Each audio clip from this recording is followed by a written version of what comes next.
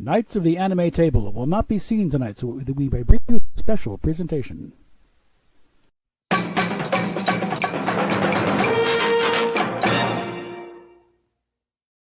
Yes, decision was made to postpone for the next week, so when everyone's back and somewhat sane or less crazy. Yeah, so we're just going to do another one here. And we're going to get a little bit closer to getting that free skin. So let's get up here. No. Okay. All right.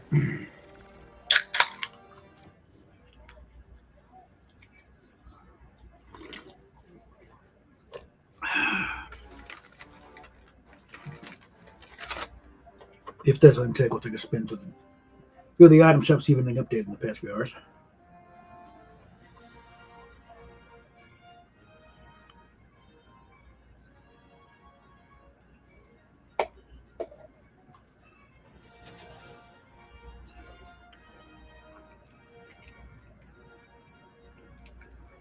All right. Okay.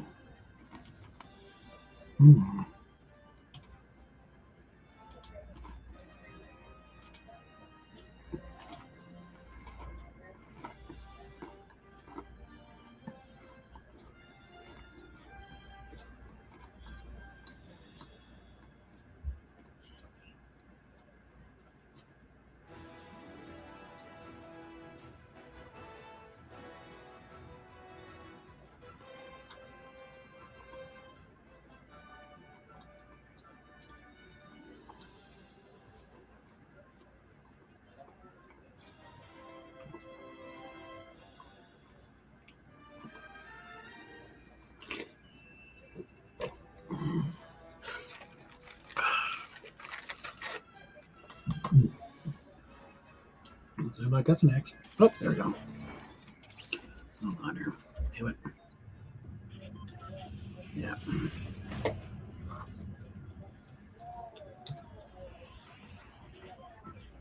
Mm-hmm.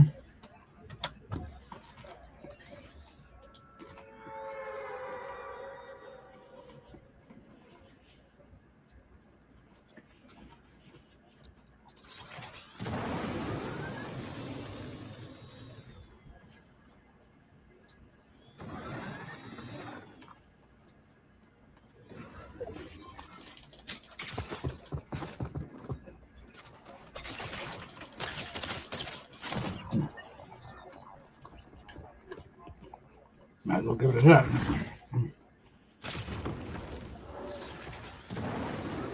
All right. Oh, yeah, but I'm here lately.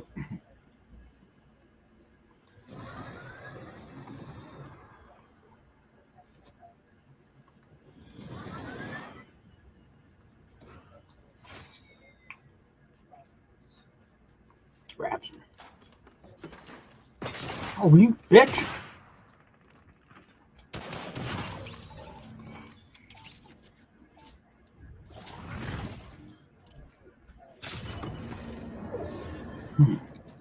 All right. You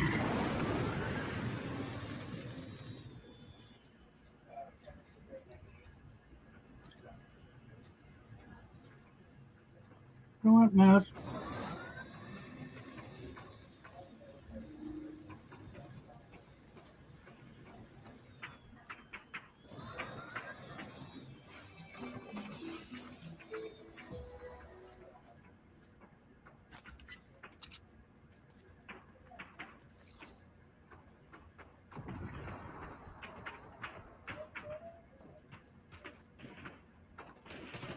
get the line on the keyboard here.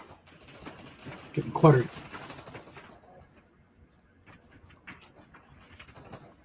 Close you.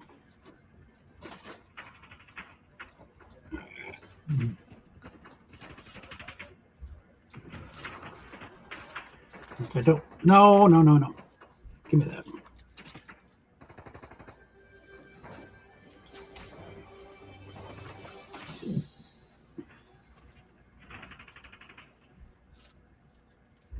All right. Well, so far,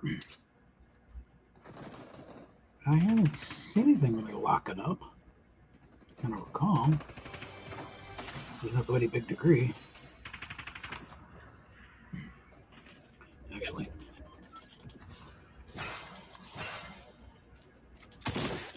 No.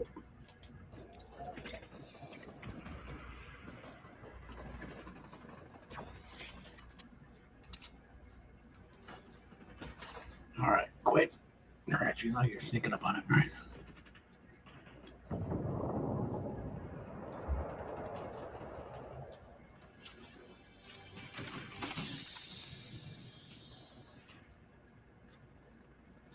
All right. All right.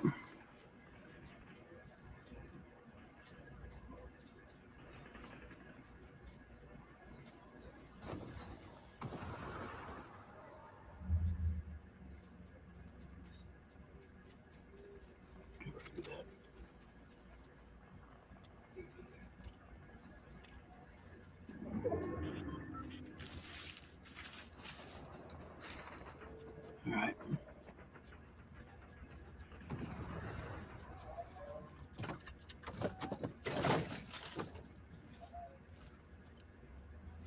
Hmm. Okay, let's just.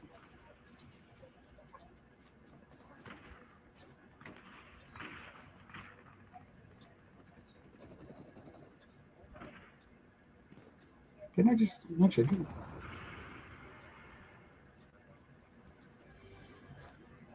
Up now I have it. Upstairs.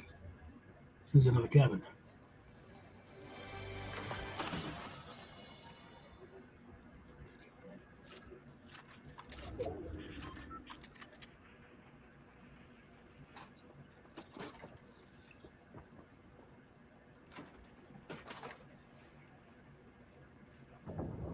Maybe I did. I just made a wrong turn. Okay.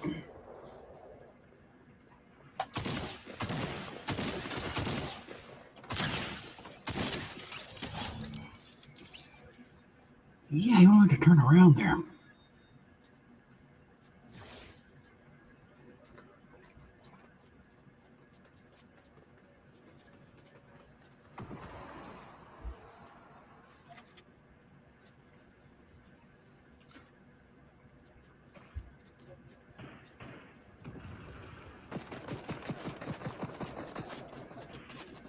All right, you.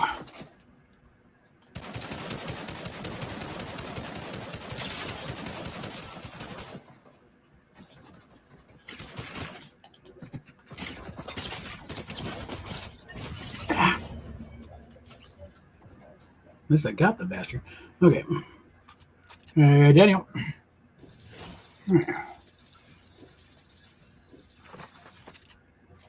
ready up here.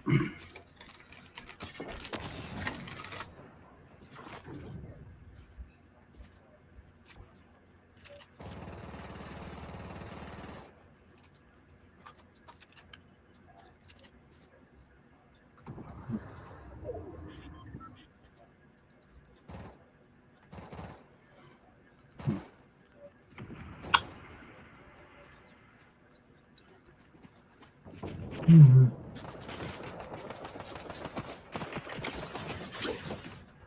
Whoa. Whoa.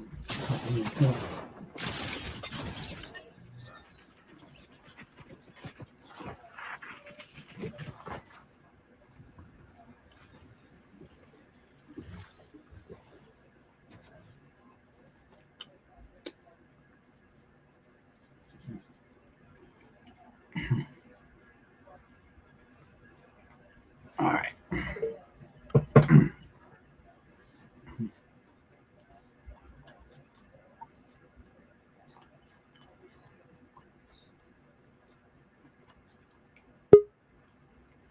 Up. Hold on. Gotta go there. There we go. Let me get these gloves.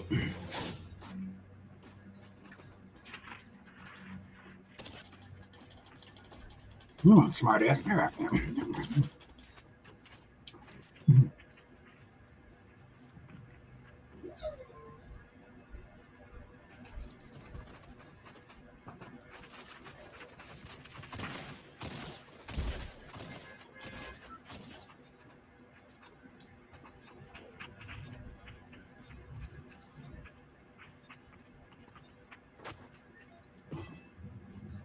All right.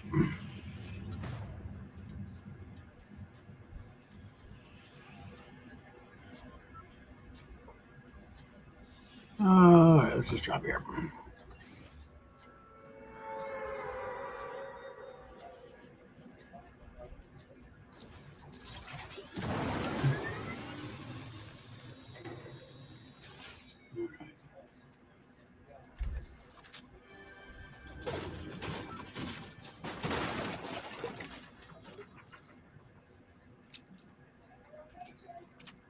All right.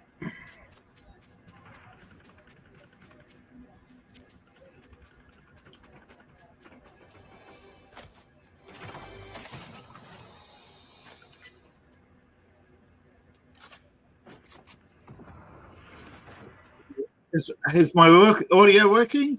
Yeah, now. Yeah, now it's working. Oh, God. That's your little unusually quiet there. Yeah, that's all right. I was just wondering why the audio isn't working. It's like I just took it off default, so there's Yeah. obviously something wrong with stream. All right. I've been recently playing Postal 2. And you know, it's amazing how despite the difference in fidelity of graphics, how similar many shooting games are now. Oh yeah.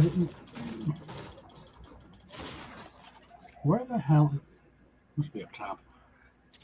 Most things are still square corridors. Well, it's easier to render though. Yeah. Oh, it is. It is. You know, most of them use the same XYZ axis formula. Basically, I mean, yeah, code is so optimized now that you just can't invent something new. It all goes back to Wolfenstein.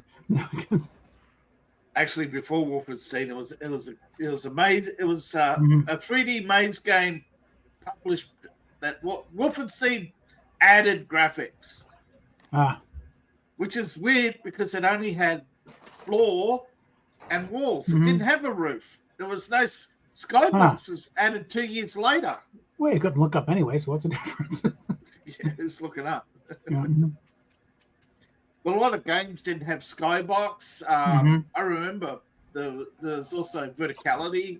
You know, you could have stairs, but the rooms were always one offset. You know, the mazes didn't make sense. To you, it might be, oh, I went upstairs this way, but I went upstairs this way, and I went upstairs this way. So the rooms aren't over each other. You know that? Yes. There was a lot. Yeah. I think Quake was the first one to add verticality. Yeah. And to prove verticality, they often had empty floors so you could look down and see the floor below you and the floor above you. So a lot of things that Fortnite have are all built on different games. But because the code is so optimized, nobody can come up with anything new that is going to be as fast. Fortnite has made a point of just stealing other games outright. I'm not saying they didn't steal a code or whatever. I mean, because all code is stolen. You know, everything is. Yeah. Epic. You got to remember, Epic is made up of former id and all the others. They're pretty much almost all former somebodies from other games.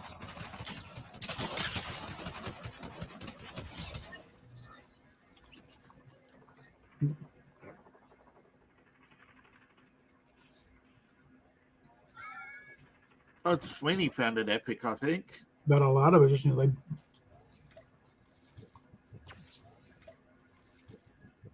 kind of took what worked.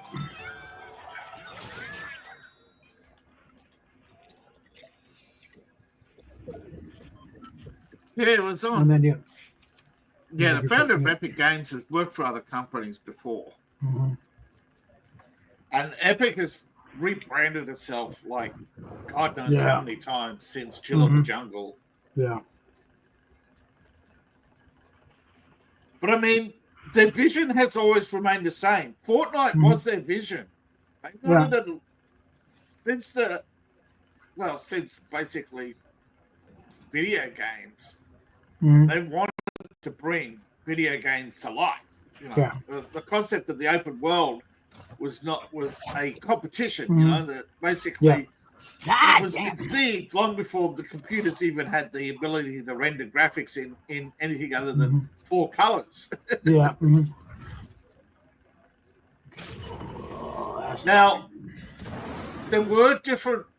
originally there were different ways of how to render. You know, that's why we have that's why we have graphic processors, etc. Because they realized that one processor just couldn't do it.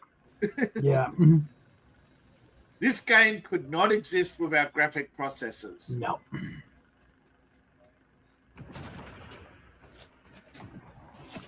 I mean, initially what we had with the PC was the sound processor. You want a graphics processor? No, we'll give you a mass coprocessor.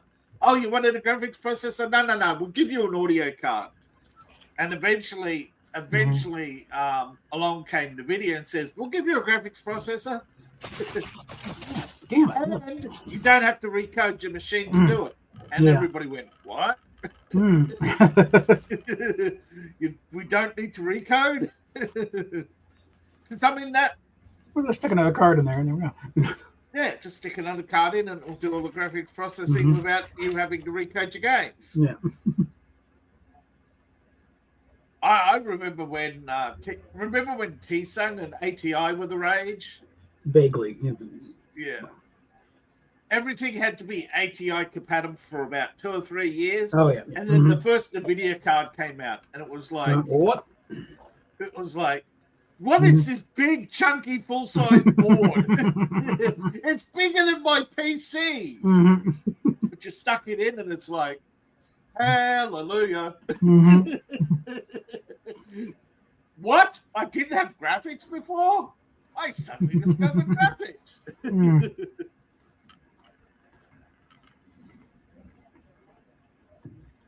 Because I think it was like, hi, you want an ATI 256K or this 4 gigabyte memory card? Wait, my computer doesn't even have 4 gig.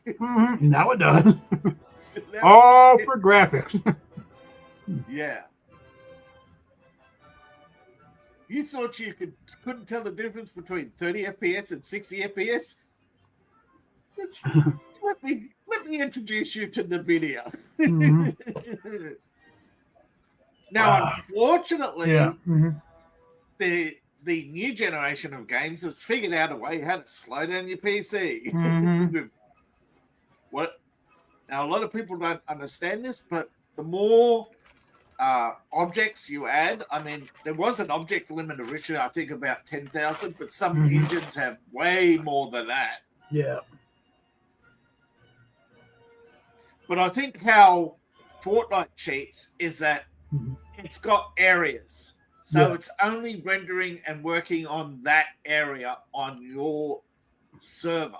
Yeah. So if you go to that line where you see that blue line, you're moving your area. That's why you see it. But sometimes see that different line, that you're crossing a server boundary. It's just a subtle way of letting you know that you're going to glitch. Because everybody knows, when you're crossing that line, you're going to glitch. Yeah. That's the server line. It's subconsciously there. Yeah. It's there to give you a warning. But they made it part of the gameplay mechanics. Yeah. Which is a brilliant idea. I mean, people shit on Epic all the time, but they've done some good things. It's like the guys that created PUBG. They're the brilliant, but Tencent make all the money because they own the servers. Yeah. It's like Mega knew you had to own the servers, otherwise you get swamped. You're going to be. Yeah. Now, a few times I've shown up just how many games I've got in the library, and I haven't got a lot of them downloaded though. Yeah, It's like, there's a lot of games. I mean, I got problems running this thing half the time. I think I'm gonna. I got games dating back years. Yeah. I was on. I've been on Steam for a lot. Over a decade, I think.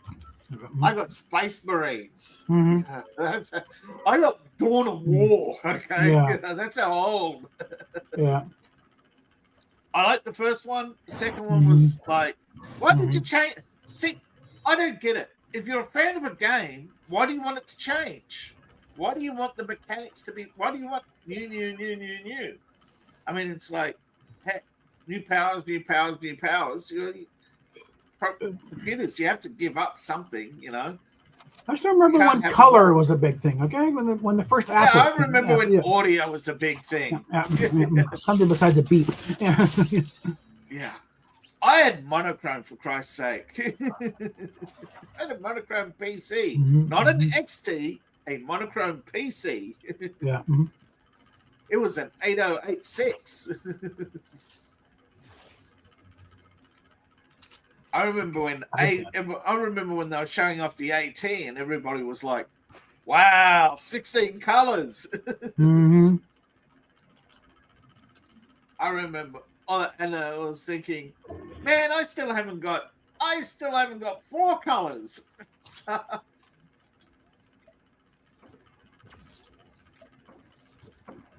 And then the 486, then the 486DX, and then they said, "Oh, geez, we're going to have to start introducing processors." I remember when Intel tried to make daughter boards a thing. Do you remember daughter boards? Might have missed that one. It was an idea they floated and attempted to sell you second plug-in processor. Basically, you can plug a second processor in, but because it doubled the price of your PC, it didn't. It went away very quickly. Because the only thing that could run it was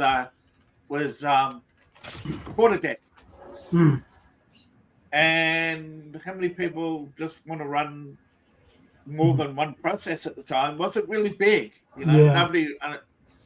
Because people thought multiprocessing meant multiple games. No, multiprocessing is what gives you the ability to have multiple characters and AI and stuff like that.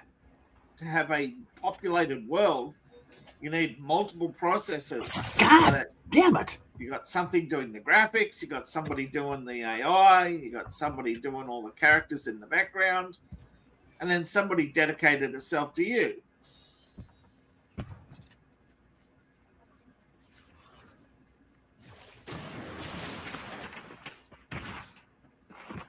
I mean, most of these arena shooters, less processing than say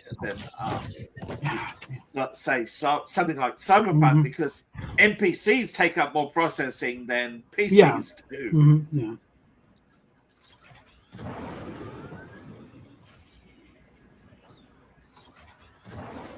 But you know, it's just amazing the progress that we've gone through, and people today, because they haven't gone through it, they sit down and say, well, when's the next technological war? Well, no. When you reach the peak of technology, the innovators move on, you know. Gaming is no longer the focus. All the big money is in AI or rocketry, you know. They're not advancing consoles anymore. We don't have 1,000 engineers coming out of university and going to Apple or Sony or Nintendo. They're lucky to get 100 engineers to apply for, you know. They're lucky to, between them, you know, they got to share now. So, because, you know, look at where all the engineers are going. They're going to rocketry. They're going to electric cars. They're going to things that make money. You know, I'm sorry. A video game might make $1 billion, but 17,000 people worked on that video game. You're not a millionaire. You got to split it a lot of different ways. Yeah. You're not even a millionaire from a video game anymore. These games rake in huge fortunes. I mean, Epic, they post huge revenue, but they also have this massive server farm that goes more. Mm-hmm. Just look at their water bill. Well, yeah, they've got to admit it. Yeah, they're cool. People are saying they're charging like $75 for a game, but Fortnite's free. Yeah. No, but I'm just saying. You buy stuff in the game, but the game itself is free. Yeah. Yeah. Well, but the thing is, their server farm has the budget of a small country. And probably at the size of a small country. Yeah, it's probably the state. It's probably it's probably the 51st state. It's probably. There's no farms in the. That's why there's a food shortage. All the farms are now just servers. They're big server farms. I have a farm. Wow, what do you grow? Servers.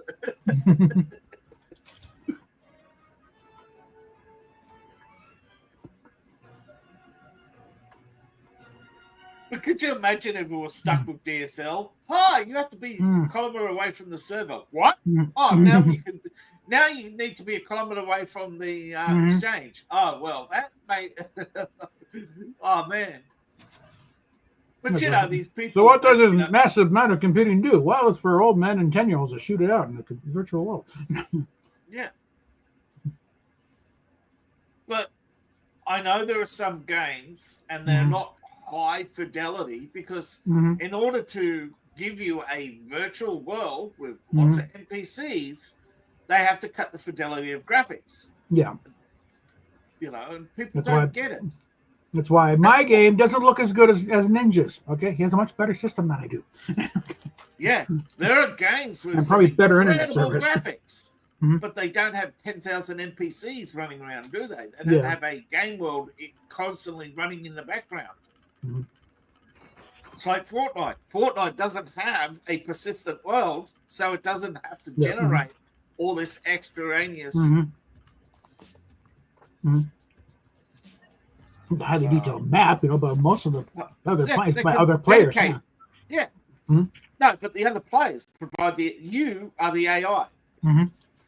That person, that's not an AI. That's another person. So they don't have to compute all its decisions. They only have to process its movement. It's basically Pong with nice graphics. Pretty much.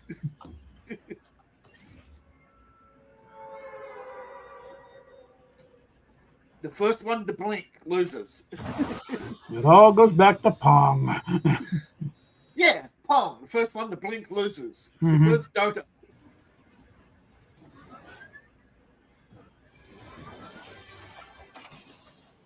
But as much as we make fun of it, it is, or tease them for it, it is still down to the fact that they took all the good ideas from people who failed to realize they were good ideas. Yeah. And poisoned their good ideas with politics. Because you look at all the games that are succeeding. You look at when Assassin's Creed. Yeah. Assassin's Creed was never good, but people liked the story. Yeah. As soon as they messed with the story, and that was it. Yeah. So the people accepted that Assassin's Creed, in order to have a big open world, you couldn't have high fidelity graphics. If you want to, I remember. I think the craziest thing about Assassin's Creed is you see the reviewers, right? The graphics aren't good enough, so they improve the graphics. The game's too short. Oh, so they make it longer. It's too big. I'm not downloading 150 gigs. They cannot. You know what I mean? There are people who just have to. It's come to a point where it's now HD. There is actually a genre of reviewers whose only job it is to complain about Ubisoft. Yeah. They do make it easy, though. I'm not saying that they haven't. I haven't said that it's invalid criticism. I'm just saying that before I'm just saying for about 10 years, right?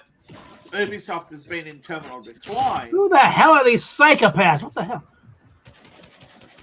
Because they cannot. God. Damn, he's a good shot.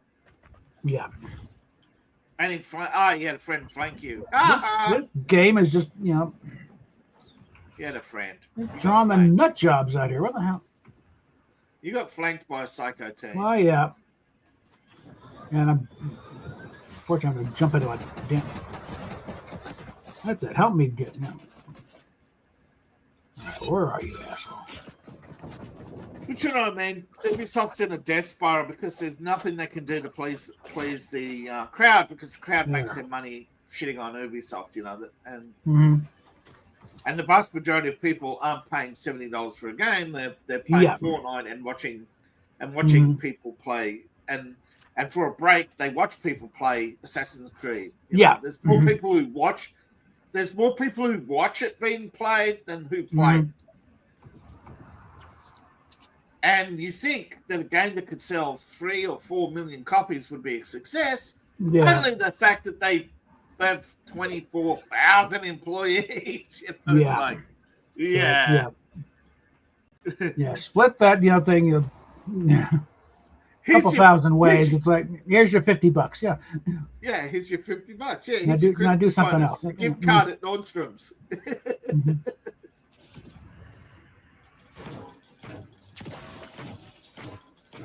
You know, I get it. The Ubisoft formula was simple, right? In order to pump out a lot of games, you need a lot of studios making a lot of games. The problem is that in order to get more people to buy their games, they shut down other games. Still I'm done? No. Upstairs. You know? In order to they thought, we'll shut down the crew. People will pay Assassin's Creed. No, they went and played Forza instead. I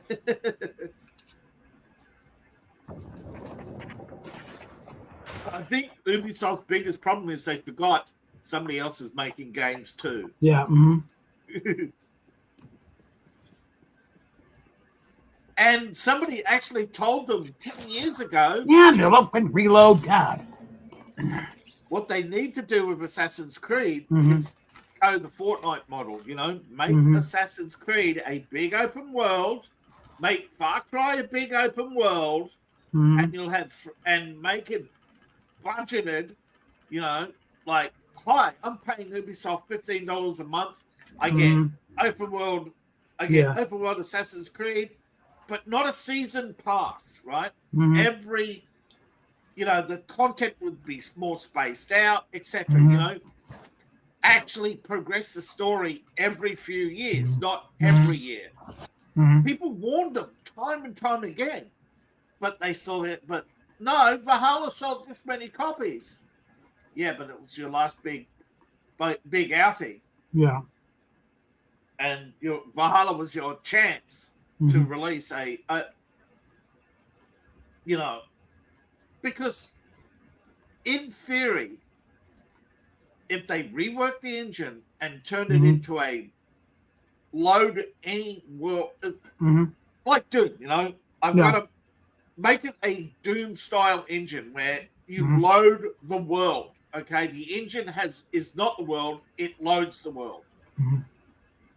Now, a lot of people don't understand the difference. I get it. When the game engine is the world, you can't turn around and say, I want a new building here. You have to recode it. Whereas if it loads the world, you can use a map editor and make any world you want. Which is why Fortnite is so efficient. They can edit the maps. Yeah, and do frequently. They can edit the characters. They are not recoding Fortnite just to add a new character. And if they got a bug fix, it's usually the server end that gets updated because that's where the majority of the coding occurs.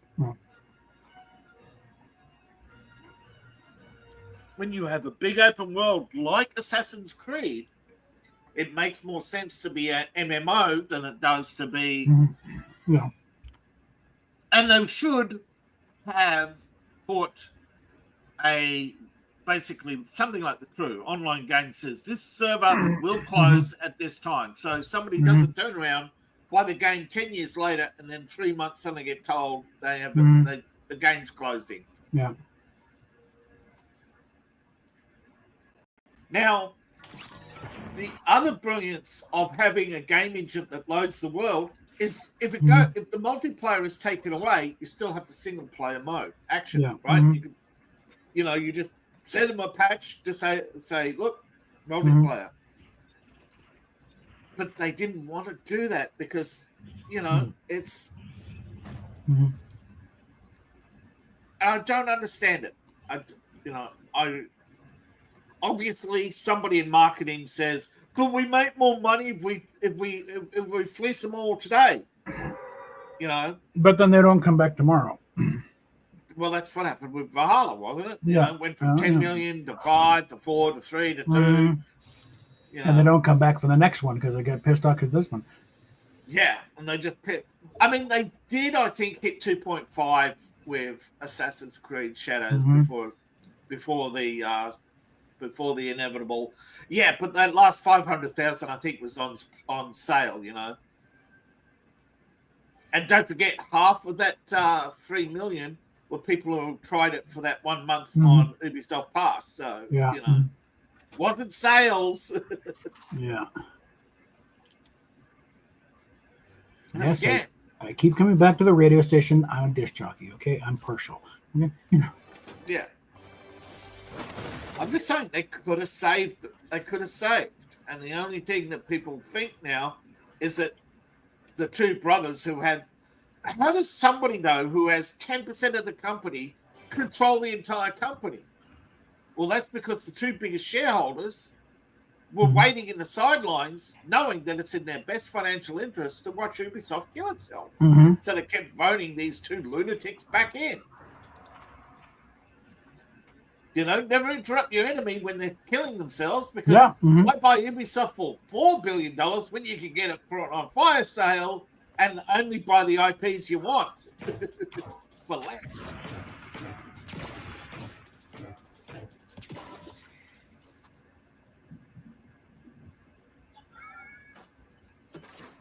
And while I'm here,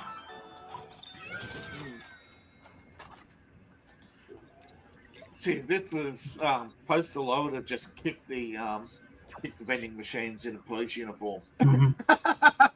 I know people don't like it, but it's a valid game mechanic.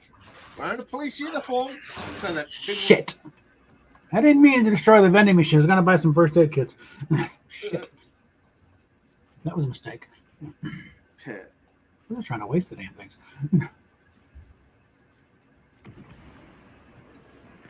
Oh well. Live and learn. There's one. Okay. Ta-da. Well, what about 3 of them? It's like Skyrim or any of the others. When you get to a certain size, in the game, I do get it that some people think it's too long, but all you have to do, and I think Bethesda didn't learn this lesson either, is you don't repeat your side missions.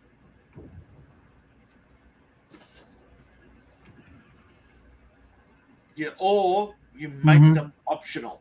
I mean, you could, I think that's the better option.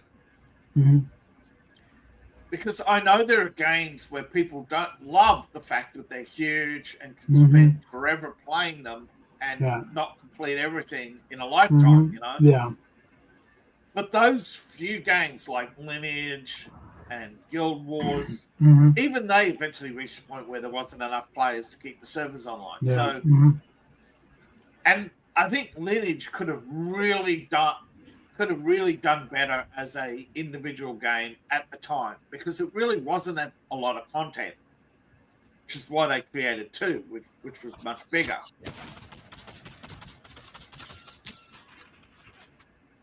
But game companies haven't learnt the fact that in order to be the competition, you have to be a different company. It's like all these people. Remember Remember World of Warcraft? Everybody was trying to copy. When Warcraft came out, it was a strategy game, and people copied. Yeah. And suddenly there were all these strategy games. So Yeah. Blizzard did something completely different. They took their IP and turned it into a massive online game. Mm-hmm. But then everybody tried to make a massive online games. And out of the hundreds of massive online games, what are there, like 20 or 30 left? I wonder if Shatner's still playing it. Oh, he's still salty over it. Yeah. That video game he worked on, Tech Wars or something. Yeah, the story thing, but he was doing commercials for Warcraft for a while. Yeah, I'm such a warlord. That. Yeah. Yeah, but then he got involved with some other game, Tech Wars, and Well, that was a novel series. Yeah, no, there was actually apparently going to be a video game that never went anywhere. The entire franchise possibility. Then he got attacked for being derivative. Then he brought too much Star Trek in. Well, I don't know about that. But Tech Wars at BTL was... I don't remember where BTL actually started, but I do know it appeared in multiple sci-fi genres, series. The fact that virtual reality will peak technology and become an addictive drug. Yeah. No, never. I refer you to your first pilot of Star Trek. Yeah. That's basically what they were doing. They were hooked on, living other people's lives. The Telosians were hooked on VR and virtual reality. Yeah. To the point of extinction. Yeah. Yeah. To the point of extinction.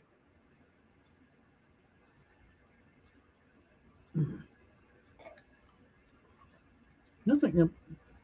So much of Star Trek has become like, they cut it out. By the way, there was a scene cut out of that movie. Do you know why she stayed? Why they wanted her and why they agreed to let her stay? Because they had no females. Well, yeah. They wanted a living female. All the Starship crews until then were all male.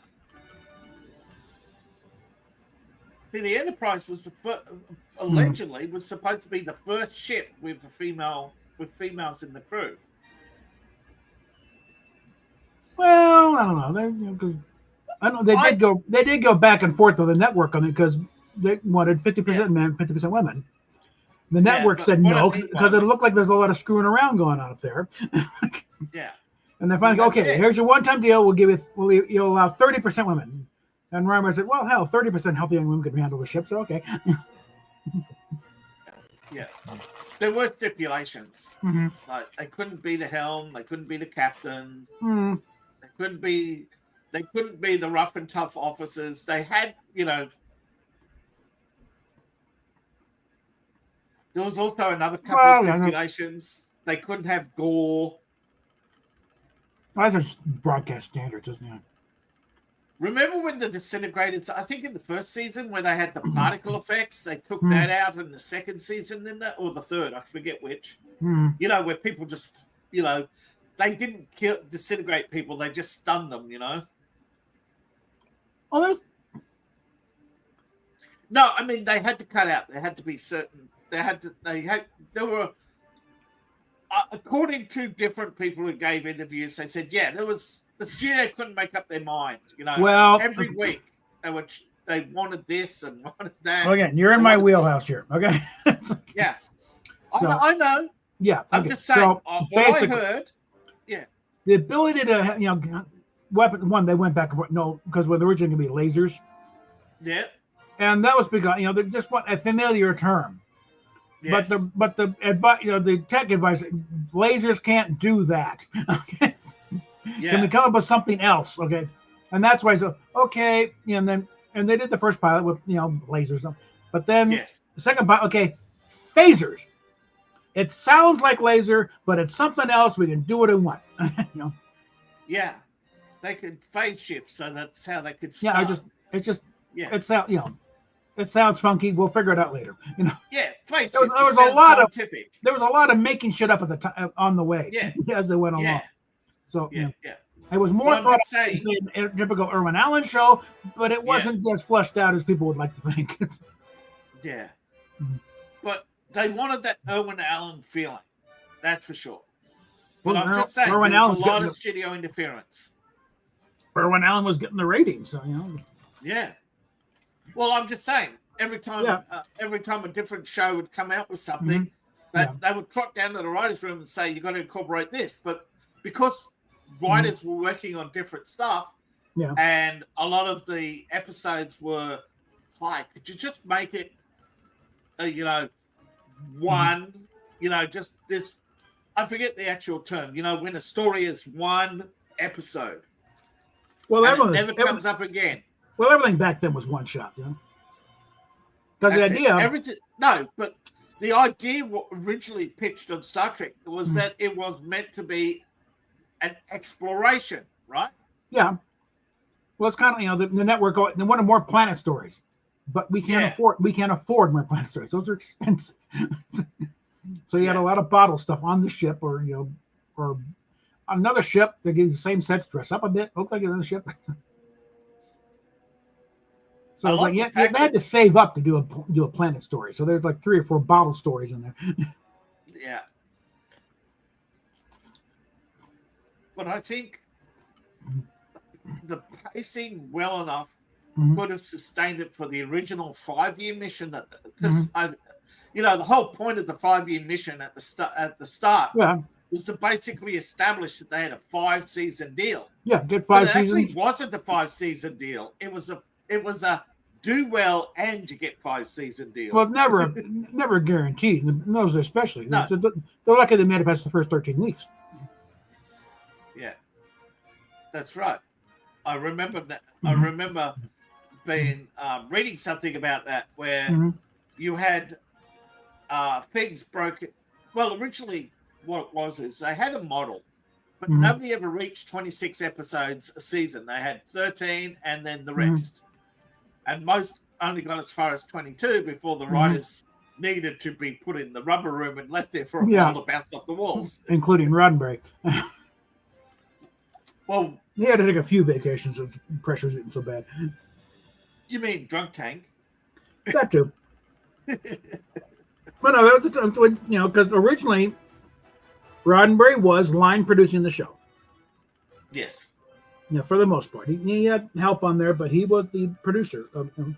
And that's why, this is getting backbreaking. Yeah. This isn't like the Lieutenant, where everything's we can go to a surplus store and get what we need. No, we got to build it from scratch. It's getting nuts. Yeah. And eventually they brought in, I think John D.F. Black was kind of, the guy, but that he locked heads with Roddenberry enough times. It's like, he finally left in disgust, but he also admitted later, a lot of times Roddenberry was right. He could have handled it better, but in the end, he was right.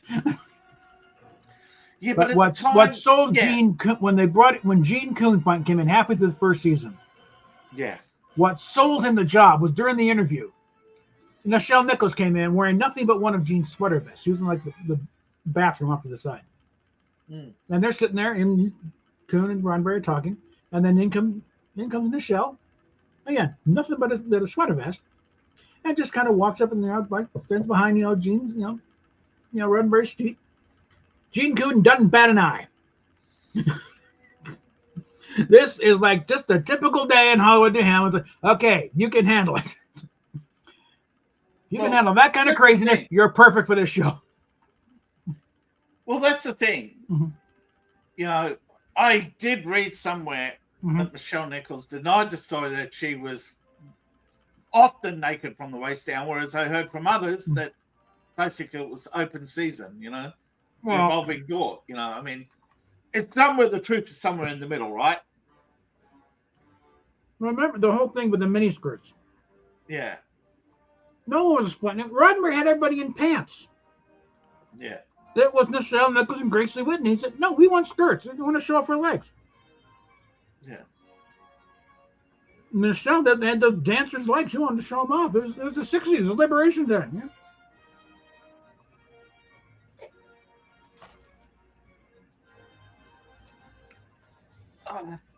I'm not trying to create an argument. I just heard that there were different versions of events, and I think what happened was is that depending on who you are, you experienced a different Michelle Nichols. Yeah. It's the same with Shatner. Depending on who you were, you experienced a different Shatner. Yeah, you know what I mean.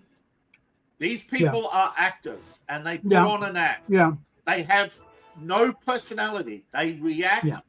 If you're a director, they act always like you're the director. If you're a producer, they treat you like the producer. Yeah. If you're the audience, they treat you like Joe Schmuck. Yeah, and Michelle always had a little bit of a interesting relationship with the truth. Yeah, because she's the storyteller. She'd weave it down. I think a lot of it would, and then she would really devote it, because. So I think a lot of it's like she started telling these stories and sort of embellishing as time went on, and what she would believe it. Yeah. Because the whole thing about meeting Martin Luther King didn't happen. Probably not. I think because what I heard is that somebody to get a videotape. If there was a TV interview, where, and this is the 70s, where it's like not doing a lot of conventions at that point, at least, and she talked about a hypothetical mean, like what would Martin Luther King say about her leaving the show? It didn't actually happen. It was like, what would he say? It's like, something. I got to rethink this now. Because she actually admitted she never went to Tennessee. Was it Tennessee where he was having the big rally? Supposedly this was an NAACP fundraiser in LA. Ah, it was in LA, right? Mm-hmm. Yeah, and she later admitted she was on set. Well, it changed. Okay, the story changed, and over the years, what he told her would expand and become more and more glorious. Yeah. So going from a hypothetical, that if you weren't on the set that day and you actually went and bumped into King, what would happen? And like you said, it just embellished. And it's kind of like because she was planning on leaving. Because this kind of kept talking about Star Trek always interrupting her regular career, which is singing and doing the song and dance stuff. And Star Trek kept interrupting, so she wanted to get back on the stage, bro. And it was kind of thinking, okay, well, wait a minute. We got the Civil Rights Go movie. On a network show at the time, it seemed to be a hit. Yeah. It's a big thing. Mm-hmm. So it's like, what would Dr. King say about me leaving at this point? And starts running the thing. It's like, no, you cannot. Do you know what you represent here? That's the thing, Yeah. What would he say? Mm-hmm. Child, just be yourself and be judged by the content of your character. I think the big thing is like, you cannot let them close this door after it's been opened. That's one phrase. Well, that's another thing. Yeah. Mm-hmm. They see you there. They see us as equals, as officers. You have to stay. Yeah. Yeah. Mm-hmm. Don't quit. Yeah. He definitely would have told her not to quit. Mm-hmm. Yeah. Mm-hmm. But he would have also told her to stop playing the race card. Otherwise, they'd force you out. It was the 60s. Part of it she was there was to play the race card. Really, it was I know, but I'm just saying, he did foresee a time that the race card would be so worn out. Yeah. And if you don't have a good character, you don't. And he was talking about personality. And if you weren't personable and likable and friendly to everybody equally, you ain't gonna last long. Mm-hmm. And in all due credit, I think out of all the cast, she was probably not as toxic as people made it out to be. No. She does not seem to have come across to me, at least, as a person who would have played identity politics to other than beyond getting the need to get and keep the job. Because at the time... She's a pretty straight shooter, isn't she? Yeah. Because she was talented, but she had a setback. And that setback was audience attitude. Mm-hmm. But the thing is, then you look at other hit shows that came later, and she wasn't I don't know. Something about Star Trek just brought out the talent. You know what I mean? Well, like Ron would say, he wanted to do something different. And it's like, I don't know if it's that. Whoopi Goldberg's those stories. So how when she first saw it, like, Mama, there's a black lady on TV, and she ain't no maid. So that was generally, at that point, it's like, if you saw a black lady in a regular show on TV, she's usually the maid or the housekeeper. Yeah, but I don't know, because I've seen people in different roles, and I can say, yeah. But these days, most actors, and I think Michelle Nichols was one too, is that they only had one role. Yeah. It's like that was the breakout role. Yeah. Ryan Reynolds. He plays Ryan Reynolds in everything. Mm-hmm. He didn't say. I mean, he is Van Wilder Deadpool. And everything. And he's made it work. He made it work, but he chose the roles where he could play Van Wilder Deadpool, without having to be told, no, you're the accountant, or you're the doctor. He didn't choose those roles that would give him a constraint. Whereas Michelle Nichols, it's just like many other actors, where she was at her best on Star Trek, and I get it. She loved the stage because it gave her a direct audience that she could feed off the attention. Yeah. Where the hell? There it is. Which is why she became such a regular at conventions, because it gave her attention.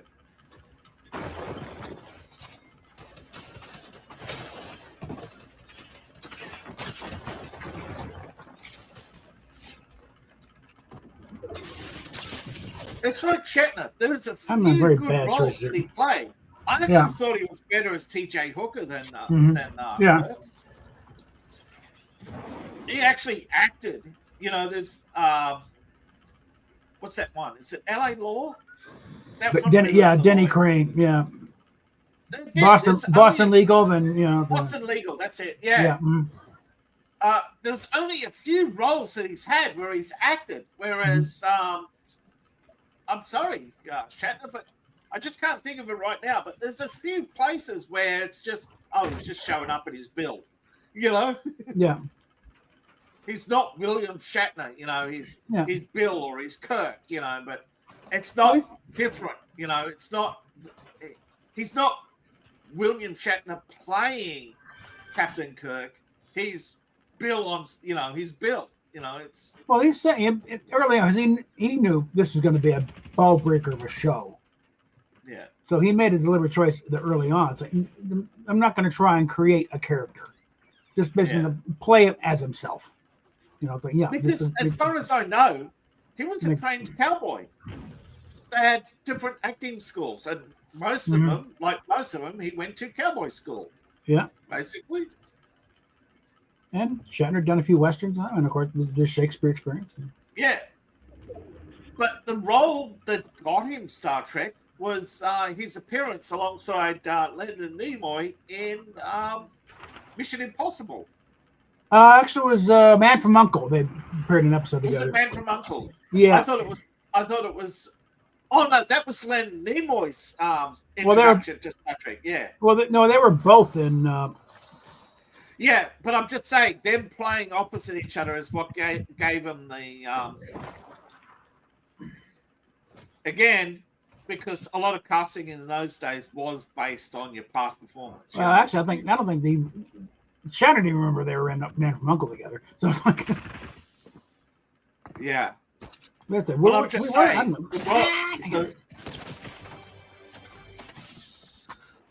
I'm just saying, every Star Trek documentary I've seen has always played that one scene out of Mission Impossible.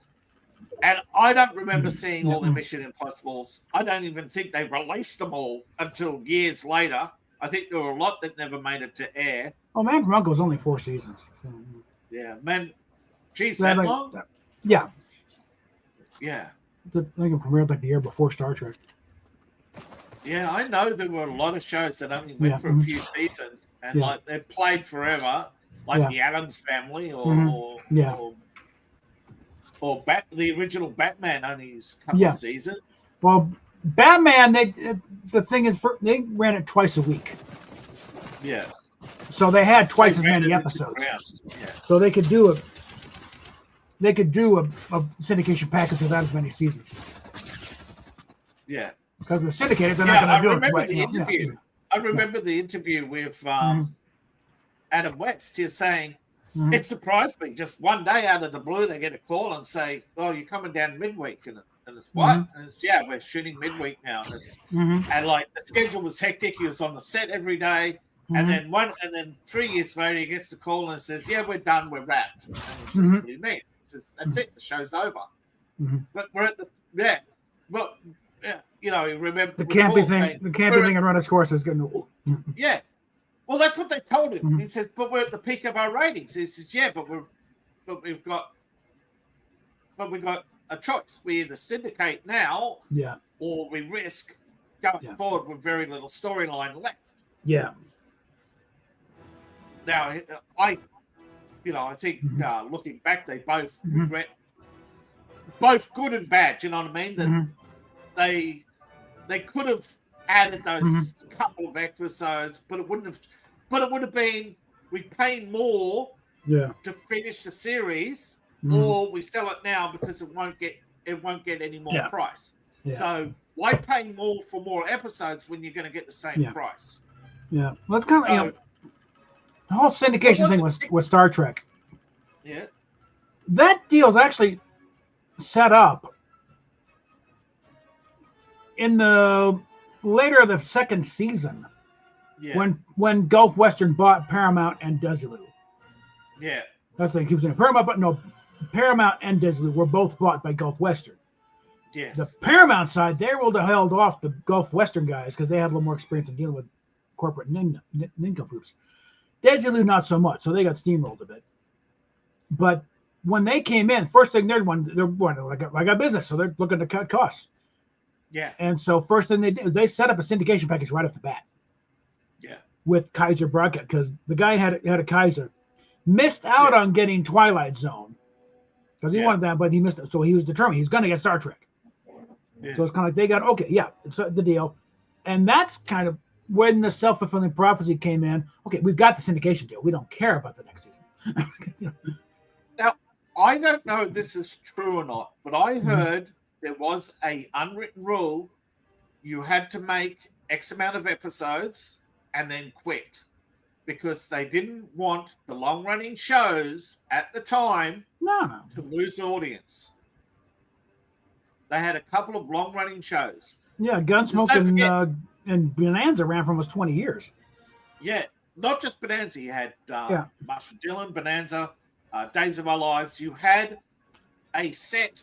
What they had called it was a set resource, right? There were only so many free sets. So what they did is they allocated so much to each genre outside of their core. And Star Trek had reached its allocation, right? Not really. That may be later on, but like NCIS, it's pushing 20 years. That was kind of done under the. That was done. I mean, the original show is almost 20 years now. They're looking to break Gunsmoke's record. And that was done pretty much under the old paradigm where you're looking for syndication. Yeah, the old record, Marshall Dillon was the old record. Where it's like the more episodes you got, the better. Yeah. Marshall Dillon was first beaten by Law and Order. Marshall Dillon, that was, because that was also back. That was back. Nothing of Marshall Dillon remains. You know that, right? There's a lot of lost episodes with that one. Well, not really lost. They got them all. Just the thing is, it ran for 20 freaking years. They, a lot of it. They just broke it in. Well, you don't want the black and white episodes. You want the color episodes. Yeah. Because that. Yeah, but I'm just saying. Like I said, that was a case of we got too many seasons now to syndicate. No one wants to buy this many seasons. No, well, that was part. So you had different packages. So a lot of times, you had a lot of the '70s stuff, but most of the black and white never got seen. Because no one wants the black and white. We're in color TV now. Yeah, I'm just saying that there was a story going around, and it didn't say when it happened. I'm just saying that when the studios formulated their shows, they had allocated half their resources of writing rooms and sets to their long-running shows, and then the other 20 or so fillers that they needed, because don't forget, they went from an airtime of 12 hours to 24 hours, so they had to find stuff to fill in.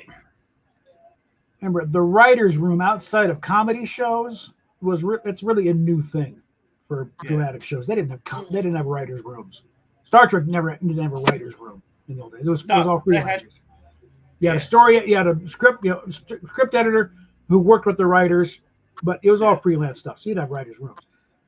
Yeah, but I think variety shows had writers' rooms. They did write skits. They would have, but no. But I'm just saying, I don't know the time period when they were talking about. But I'm just saying when they sounds a little more later.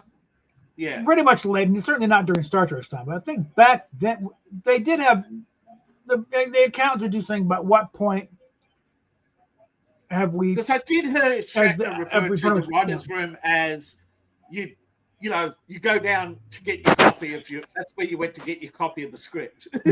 Yeah. Whereas writers' room, say LA Law or Law and Order, it's actually a room full of writers. I think there were a change in terminology. Yeah. Yeah. Next Gen, I think. Next Gen had a team, but they started. DS9 really had the writers' room thing. Yeah. And that's where they showed it in that What You Leave Behind documentary. Yeah. Where they get the band back together and they're pitching the beginning of season 8, where they're going to pick up and they're sitting around pitching ideas and they start putting them on the board, and they okay, now Renee, you handle that one. Ron, you do that one. Yeah. And I remember break down and they were describing how Star Trek changed tropes from each show had a different set of tropes. Yeah. And where the conflict in later iterations of Star Trek came is when they decided to try and bring back some of the old writers, because they were, like you said, running out of ideas, pitching different ideas. For a while. Yeah. Come back to the game later. I'm just trying to sort out in my head, because Star Trek went from Gene Roddenberry right up until second or third season, depending on who you ask, of the next Gen. He still had his hand in it all the way through. Yeah. He backed off because he wasn't all that healthy at the beginning of Next Gen. Really, he knew it. Yeah. That's why but he's like, these people are going to kill it if I don't get it. But so again, I've heard different stories, so it's hard to sort out, because it's a strange thing with Star Trek, where they had such an impact on how Hollywood created TV shows, yet in their own bubble, they were in a constant struggle to stay on TV. Yeah. And that's it. Anybody? I'm assuming we got 2 people in the chat here, so they watching this in repeats. The Making of Star Trek. It is still a valuable book today, as it was in '68 when they published it. It's a tome on how you write television, how you create a television show, and all the crap you got to go through to do it. A lot of it is still very relevant. Yeah, I think Roddenberry originally was asked a question, I think, about but how many stories can you tell? I mean, because when you're doing a series, you know, they're not interested in creating another Days of Our Lives or Bonanza or anything like that. They wanted an episode of the day thing to fill in a time slot. Well, yeah, and so they were interviewing him for 2 different time slots, I believe. Well, in the initial pitch in '64, he outlined a list of a whole bunch of different story ideas. Now, here's what kind of episodes we can do, and a lot of them did become episodes.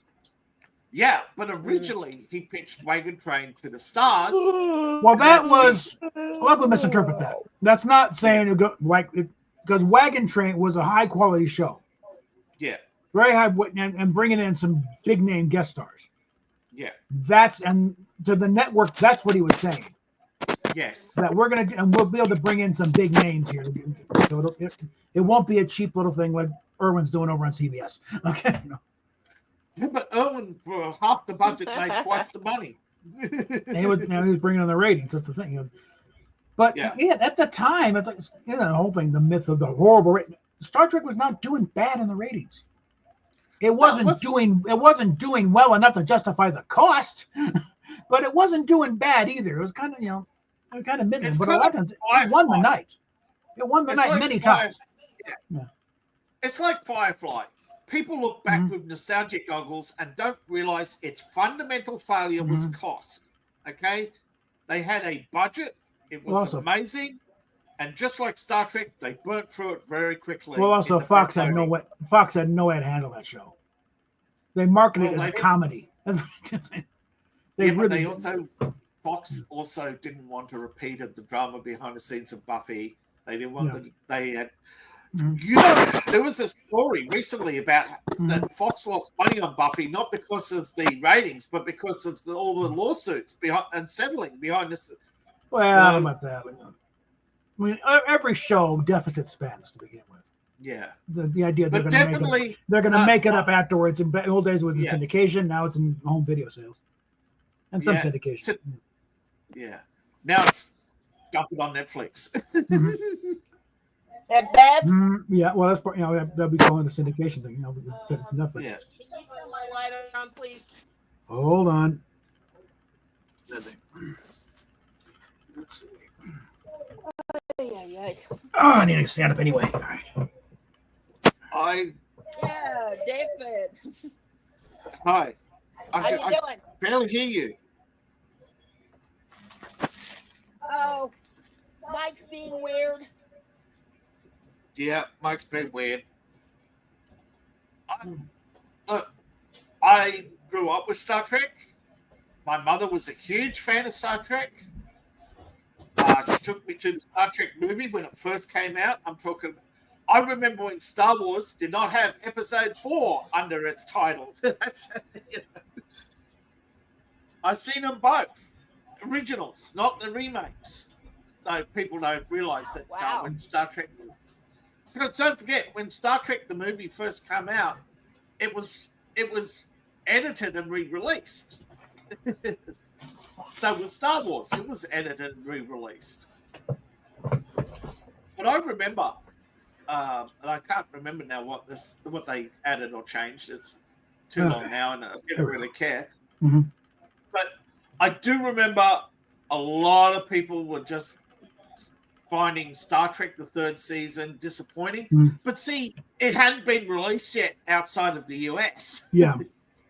It hadn't been syndicated yet. Third season thing. By this time, Paramount Studios, they didn't care. They had the syndication deal in. They're going to sell it regardless. I don't care what kind of crap you put on. So we're just finishing out the run. They've got the deal. Yeah, NBC, also the NBC thing about because they, Roddenberry wanted that Monday night time slot. Yeah. Early in the night. Yeah. Problem is, and I don't think Gene ever really appreciated it because he started moaning about it in making a Star Trek. Yeah. Before they even started filming the third nobody season. predicted Monday Night Football either.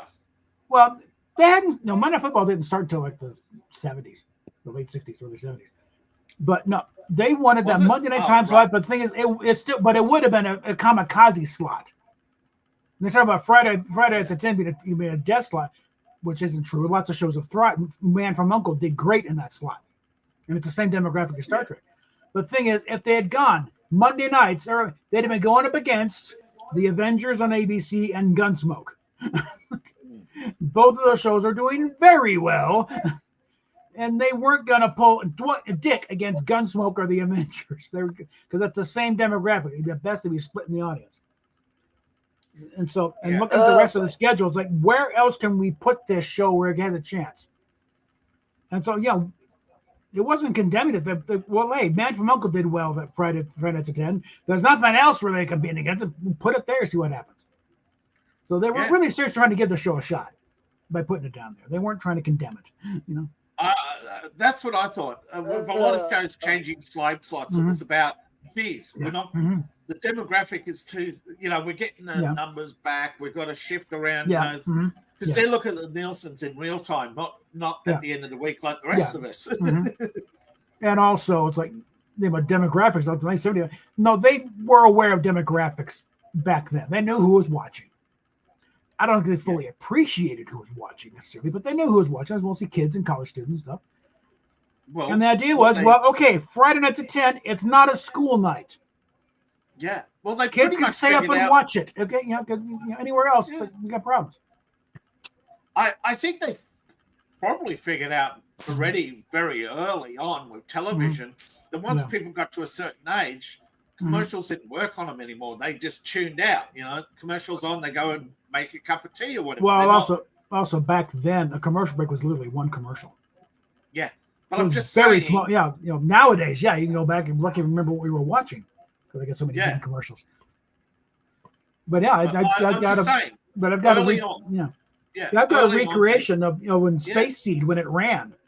Yeah, because somebody got a hold of one of the prints. It was the first rerun, technically, first network rerun, where they got the commercial breaks, bracketed by out of the episode, commercial, back to the episode, and I've pretty much reconstructed the whole thing of Space Seed from the original. The following program is in living color on NBC, and then the teaser, and then opening titles, and then Star Trek, brought to you by Polaroid, makers of the 1967 Polaroid Leica, and then on the show. And then break it, and then it's one commercial break, and then, it's literally one 60-second commercial break. Yeah. And that's why the old episodes, they're like 53 minutes. Yeah, because they were made for a different slot. Yeah. Now even next gen, 43 minutes. Which lost an entire act. I think I had this conversation with somebody, and I think I think it was on Anime Night, and you came in and explained that before, and I was thinking, I actually remember as a kid less ads. Literally remember that. There were actual TV shows that had no ads. There used to be TV shows that had no ads, but during, only after. It's not a new thing. Well, I don't know why people treat it like a new thing. Over here, that was only like PBS. But I'm saying, but like BBC went nothing during the album. When we had a production show, which was different from a syndicated show, production shows were made at a set time, so they were two or three sets. They had break. That was it. Yeah. Whereas today, they go, the show's hit its emotional peak, 5 minutes of ads. The show's Well, that's what pissed me off when trying to watch original Star Trek on Sci-Fi Channel. Yeah. They would literally interrupt a scene mid-line of dialogue and go to a commercial. Yeah. That's like, what the hell are you doing? That's what killed After Earth. The Sci-Fi Channel just bloody ads every 5 minutes. It wasn't the show that people tuned out of; it's the channel that people tuned out of. And it's one thing. It's like when syndication, they started going nuts and started chopping up the episodes to fit into more commercial break. But this is like you're interrupting the middle of a damn scene. What the hell are you doing? Who's running the master control board? Flagship show. You're doing it to your flagship. Now, what happened to Sci-Fi Channel? Did it? Sorry. I think it's still going kind of sippy. Yeah. Is it still going? I think it is. I don't know. I've paid attention to it forever. We don't even have cable TV working. The only thing we got going is the internet. I mean, this channel went on the air dedicated in the memory of Gene Roddenberry and Isaac Asimov. The two of them had just died. Yeah, I remember they played the interview on Letterman. Letterman actually got to interview Asimov a couple of times. But the man was a pure genius. He is totally underrated, totally ripped off. Because Hollywood would cherry pick his material and just enough of it to get away without having to pay him anything for it. No, I've going back. There was when Roddenberry did Inside Star Trek record album in '76, and he interviewed Asimov, and sort of setting it up. When the World Con in '66, DryCon in Cleveland, in Cincinnati or Cleveland, and he's running the pilot episodes for the crowd because it's, hey, here's your market research right here. This is the audience we want. I want to get it. He's about ready to chew through the floorboards trying to feel how if this goes going to work or not. And it's like someone, hey, there's a convention. He's got there is. grab the two pilots and some costumes and booked. Got the first flight to Cleveland. That's where I first met Bejo Trimble. Because she was running the costume contest, and some guy named Gene Roddenberry who went to Gene Roddenberry. And then no one's gonna. I just spent all this time vetting this down, and he charmed the hell out of her. Just get him, get a local model to wear the costume. He even showed up, dressed as a Romulan. But running the pilot, and he's nervous as all hell, and starting to run, and he hears somebody back here talking, kind of holding court back there, and it's like, for Christ's sake, you shut up! They're running my pilot. And somebody else come up, congratulations, you just insulted Isaac Asimov. And he was mortified because Isaac Asimov was one of his sci-fi heroes. And he just told him to shut up.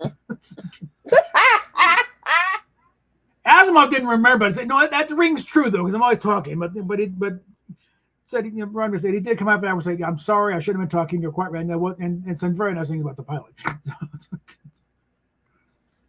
And they became fast friends ever since. Yeah. See, I think, because Asimov came up in a time where you didn't have public demographic studies to see who liked what and what their spending patterns were.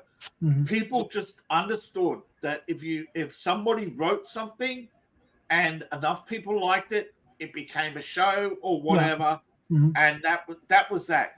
Asimov had written 600-700 articles and books and short stories, novels, and so, and a lot of it was just published in anthologies or pulp fiction. A lot of it didn't even have his name on it, so it's just insiders knew who he was. Everybody in Hollywood knew who he was. Everybody in Hollywood was pretty much subscribed to the Sci-Fi magazine at the time, and they would shut the game off here. Yeah, that was called the video. Now I don't profess to subscribe to the fact there's two types of writers. There's those who write for the audience and those who write for themselves. It's just the way it is. I don't subscribe to say that Roddenberry wrote for himself or for the audience.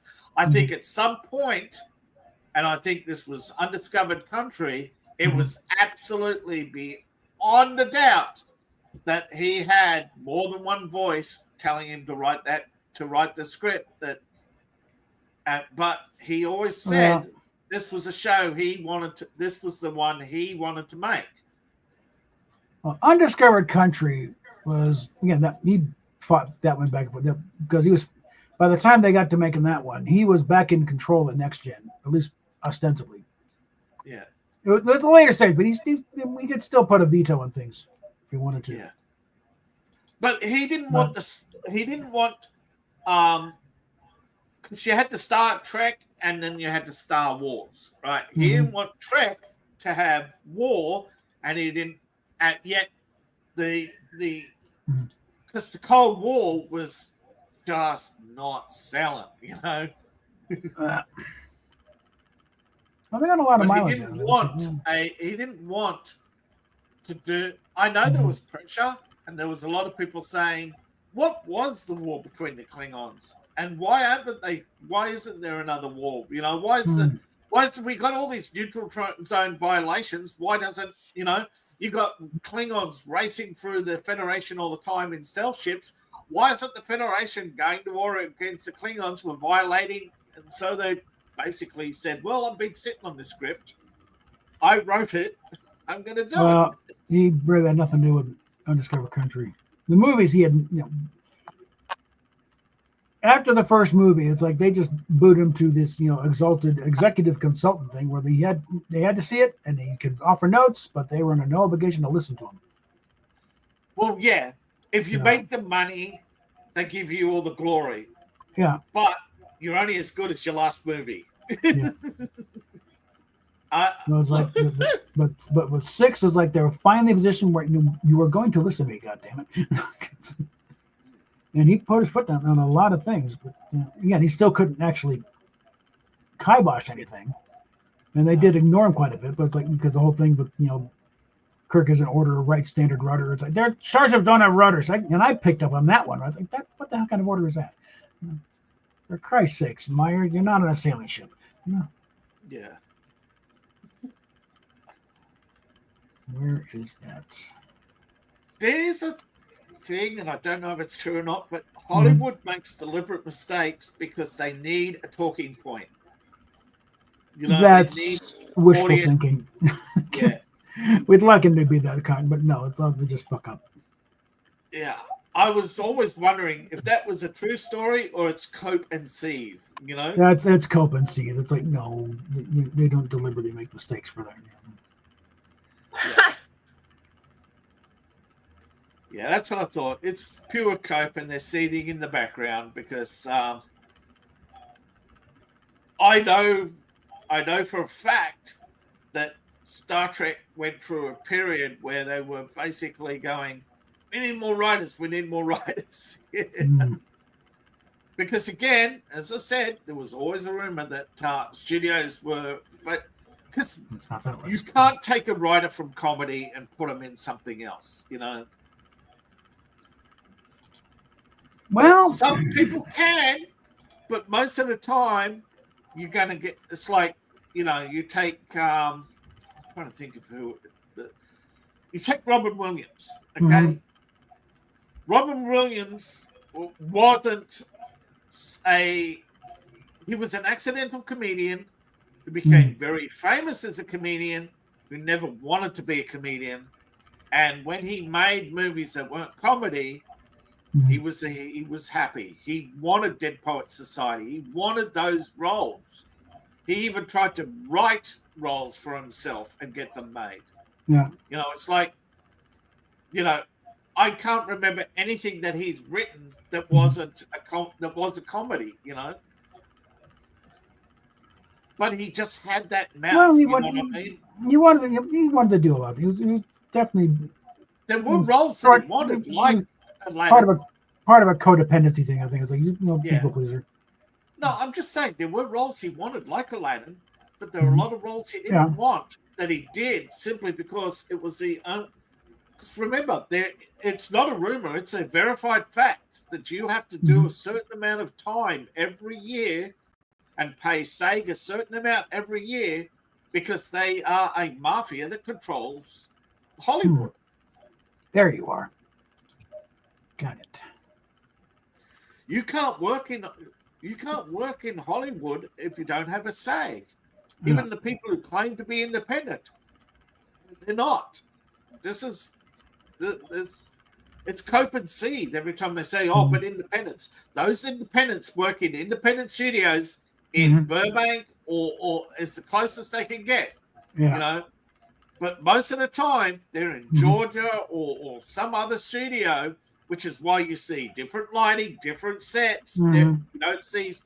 You see a lot of TV shows where you have different people on set and they're never in the same scene. That's because there are SAG actors who refuse to work with the people out of Georgia and Arizona or even New York. Well, union rules are such that they refuse to work in New York, LA. Yeah, okay, I found that Asimov thing. Let's throw this up here.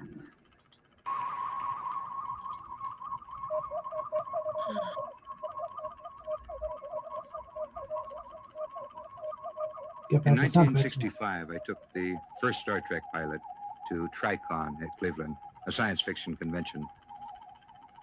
And when they began to show my pilot, I noticed a gentleman standing nearby. I heard a gentleman standing nearby, surrounded by people beginning to talk as my show came on. And nervously, I hurried over to him and said, for Christ's sakes, be quiet. They've got my pilot on. Someone then walked up to me and said, congratulations, you've just insulted Isaac Asimov. I don't know if you remember that incident, Ike.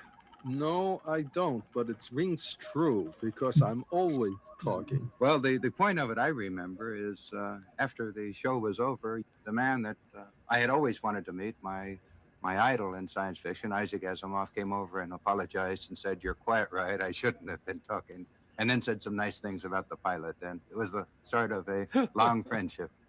Here's probably one of the oldest questions that to you: what is science fiction? Well, I don't know that I'm particularly an expert on this, despite the fact I've written a great many books. But I've always said that science is a branch of literature which deals with the response of human beings to changes in science and technology.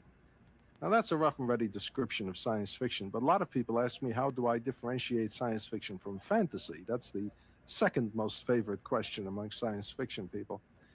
And to my way of thinking, that although science fiction and fantasy both deal with a background which is completely different from the normal background that exists today, in fantasy, there is no way in which we can travel from our background to the fantastic background, which may involve magic, elves, fairies, and so on. But we can at least conceivably travel from our background to the science fictional background by appropriate changes in the level of science and technology. You've written some 110 books, perhaps more. Is the Foundation the one you'd like to be remembered for, or is it another one? I think the Foundation trilogy is, whether I like it or not, the one I'm going to be most nearly remembered for. That is, if I'm remembered at all. My own favorite science fiction book is The Gods Themselves. In my nonfiction, I presume Asimov's Guide to Science is the most nearly famous book I've written, although the trouble with that is it goes out of date unless I continually keep updating it. It's the one that I've used most, and in the making of Star Trek, it sat on my desk most of the time. Ike, I think you've seen more new writers happen, new science fiction writers, than most have. How about a quick course for would-be science fiction writers? What are the most common mistakes you think are made in the field? Well, from my standpoint, the most common mistake a science fiction writer makes is to downgrade science. Now, these days particularly, many science fiction writers have very little to do with science, and many science fiction stories have very little to do with science. But whether a science fiction story has science or not, it is impossible to write a good one if you are completely ignorant of science. You will make mistakes even when you think science isn't involved. I think that it is important to at least know something about science, whether you're going to put science in or not. It shows. As a matter of fact, that's what makes the difference between Star Trek and all the other science fiction series that I have seen. Star Trek was the only one when whoever it was who was involved, Gene, and I mention no names, insisted on people knowing something about science and preparing and it showed, you know. You could see that even when you broke the laws of science, you were doing it intelligently and plausibly.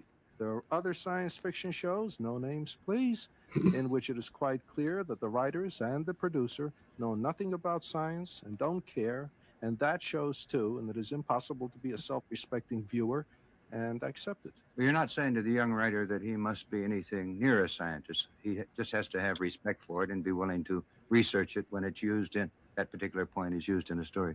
Absolutely. How about the same question regarding science fiction movies as opposed to novels? What is your principal criticism concerning them? The same thing? Well, I tell you, science fiction movies have a special difficulty that the books do not have. They have to deal with a much larger audience. If a book sells 5,000 copies, it's viable. A movie has to sell 40 million, so to speak, which means that they cannot play for the minority the way a book can. In a book, you can be pretty highbrow and figure, well, there are 5,000 people who will like this. A movie has to hit, in some respects, the lowest common denominator. There should be quite a few people playing this record who will appreciate this question.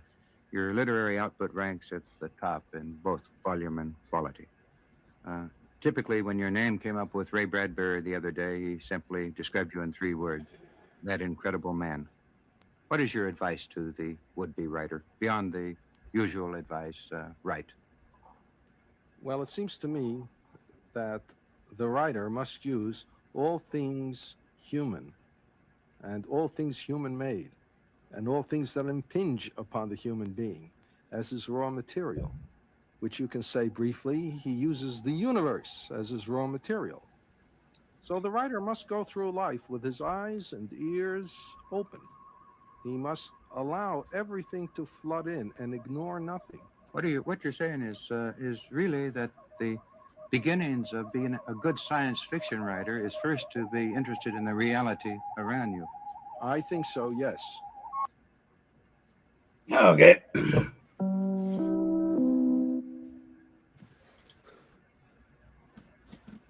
When NBC stood for something.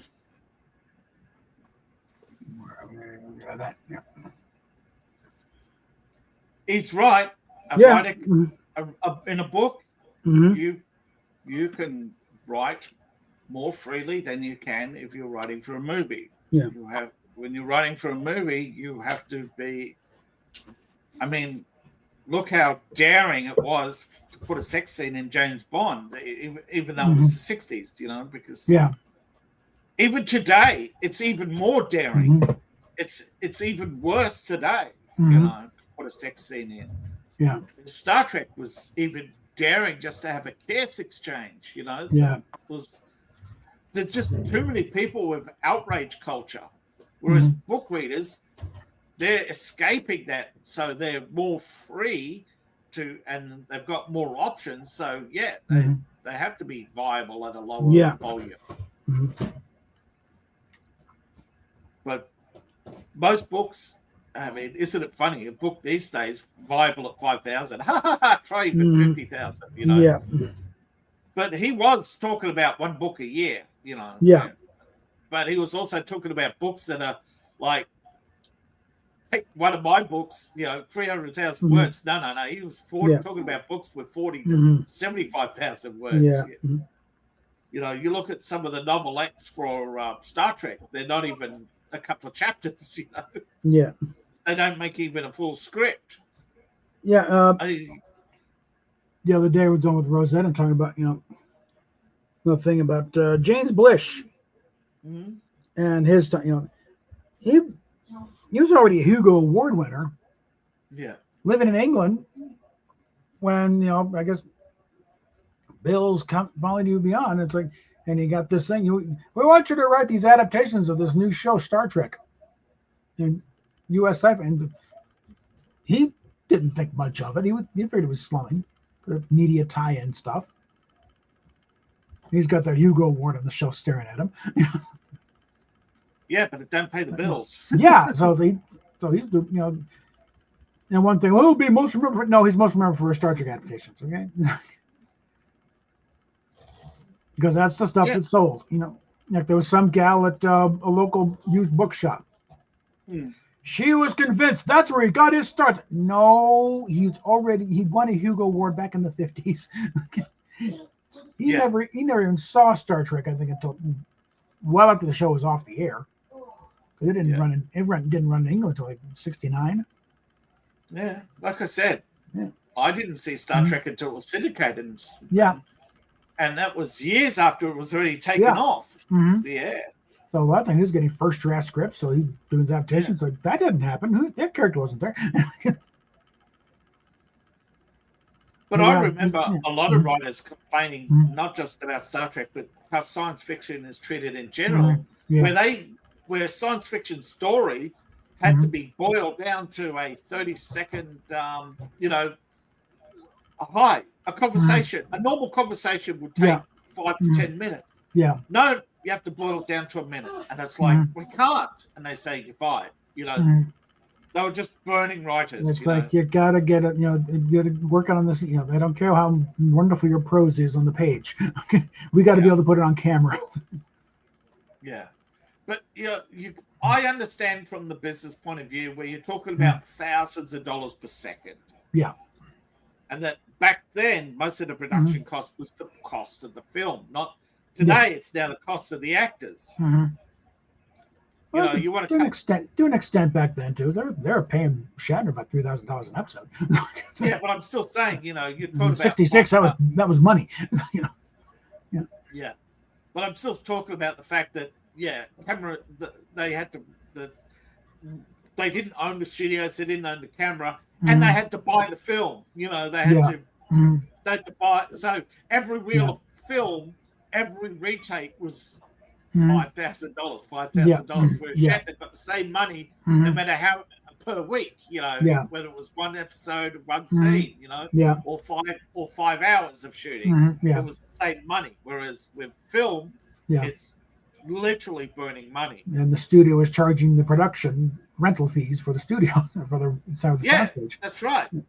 The studio makes its money 3 times. They get you on the service, they get you on the editing, but of course they get you on the studio. But there's also kind of goes the thing of like, no, Desilu was not driven to bankruptcy by Star Trek. In fact, it was the most profitable year they had in decades. No, they were driven to bankruptcy by the just constantly burning money elsewhere. Yeah, Lucy just wanted out. Okay, but no, they were doing fine anyway. Yeah, in fact, yeah, she had got reached her limit. Everybody has a limit, and she had reached her limit and gone past it, and she wanted to go back to. No, I don't want to run a studio anymore. It's too much. I can't juggle these. I can't juggle 10 productions, particularly when 9 of them don't make me any money. And I'm tired of these cranky old men on the board telling me what I can and can't do. Fuck you. Well, go back to doing her Lucy show and. Yeah, I think that's it. She realized that she was not. Let the sugar company handle things. Okay. Yeah. But I don't see how much fun it is. What a lot of people don't understand, these men, they didn't hate you, Lucy. They did it because they knew because it's competition to them. They were competitive. Yeah. They wanted to drive you out because they didn't want to share it 13 ways. They wanted to cut it down to a 3-way split between. Yeah, kind of like there's a couple of guys on the board that were dead set against this stupid sci-fi show over there, and a couple of them was like, well, I don't know, and then 1 or 2 of them was like, no, this is important stuff we're doing. We're creating new television here. This is something this is groundbreaking. We should keep it up. We'll make up the money later. That's why you do everything. Show. Mission Impossible was slightly more expensive this argument, but it was getting the ratings. That's why it kept going. Same thing with Mannix. There's another show they did. But if you look at TV today, they hate science fiction, and it's not because they hate science fiction. They love science fiction. They just hate the cost. Yeah. There's something like Les Moonves hates science fiction, though. He hated science. He really hates science. All right, there's some who do. Some who do, yeah. The majority, like and the Fox, nitwits, right? Fox loves science fiction, but they hated the cost. Yeah. And eventually they hated the politics. Well, it's like when finally became that, Les, we should actually do a Star Trek show. Okay, fine. He didn't understand why. I thought this show was supposed to be cheap. I was like, no. No, it's cheap relative to what you should have spent on it. No, but it was one of the most expensive shows on television when they made it back in the day. And adjusted for inflation, it cost about as much as it did to make Next Generation, and they're all about $1 million an episode. Yeah. When you balance it out, I said you adjust for inflation. Yeah, but and the thing is, Star Trek really set up an infrastructure to make all these other shows possible. Because before, those kind of effects you only saw in a movie. You didn't see them week to week. You wonder why the BBC. You look at some of the shows that come out of the BBC. There's only 6 episodes. Why? Because they're like $6 million, and their budget is Yeah, I mean, Doctor Who used to do like 50 episodes a year. Because they had the infrastructure. And they spent literally like 3,000 pounds an episode. Yeah, I remember. It was pathetic. The budget for that. I mean, it's spread out over like 6 episodes for a given story, but it's 4 to 6 episodes. But still, but I'm just saying, crap. BBC, because they had the infrastructure, they would go from set to set, and one of the things Doctor Who had was infamous for was borrowing other people's sets and backblotting, Well, it's kind of the thing of like, event with the time travel show. Well, we'll go to Renaissance Italy. Well, we got that stuff in stock. Okay. Yeah. We've got, Renaissance Italy stuff. We've got Stone Age stuff, You go to Scaro, that's cost money because they got to make it all. Yeah, but they also did a thing, I think it was called backlotting, where, hi, Coronation Street just wrapped up, and they'll sneak in and use the set. Yeah. Or, well, that was ITV. I don't know if they would have gotten rid of the Christ Super specifically, but something like that, Yeah. What But I remember one time that but it's like lots of quarries. yeah. Yeah. Where because every alien plant was a quarry. Yeah. Because they what? I hate to ask while you're talking, but can I have a Fanta? You're out of Fantas. I told you the last one. No, we got Sunkist now. Oh. You had the last Fanta. Get me one of those, please. Hold on. Must get wife a drink. Right. All right. I'm so I'm not just a fan of science fiction, although I write science fantasy, but I'm absolutely concerned about the state of the industry because it's amazing to look back in here and someone talk about, you could be sustainable on 5,000 books. Yeah, most people who sell 10,000 books, the average is not even 5,000. I've heard of some phenomenal book deals that just don't occur anymore. And the industry is running itself into the ground by trying to drive to the lowest price to drive down costs. I know eventually big shows like Star Trek, they were amazing in how they were able to recycle and reuse stuff. But Doctor Who took that to a whole new level. But these days, I remember what's Babylon 5. They tried to create infrastructure from the start to do not just Babylon 5, but a whole new way of shooting where they had green screens and they were able to do virtual sets and construct any set. They were really ahead of their time. They were science fiction, they was the science fiction of science fiction where they were trying to bring fantasy to life. I heard Babylon 5 mentioned there somewhere.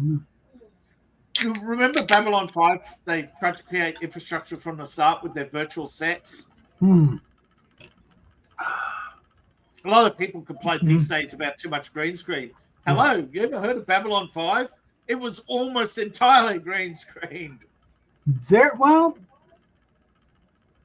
lot of practice. I'm a little heavy in the green screen at times, but there's a lot of practice. But remember a show called The Star Lost? No. It was a 70s thing. Didn't run for maybe 13 weeks. Harlan Ellison thing is created by Cordwainer Bird, which is a pseudonym because he didn't like what they did with it.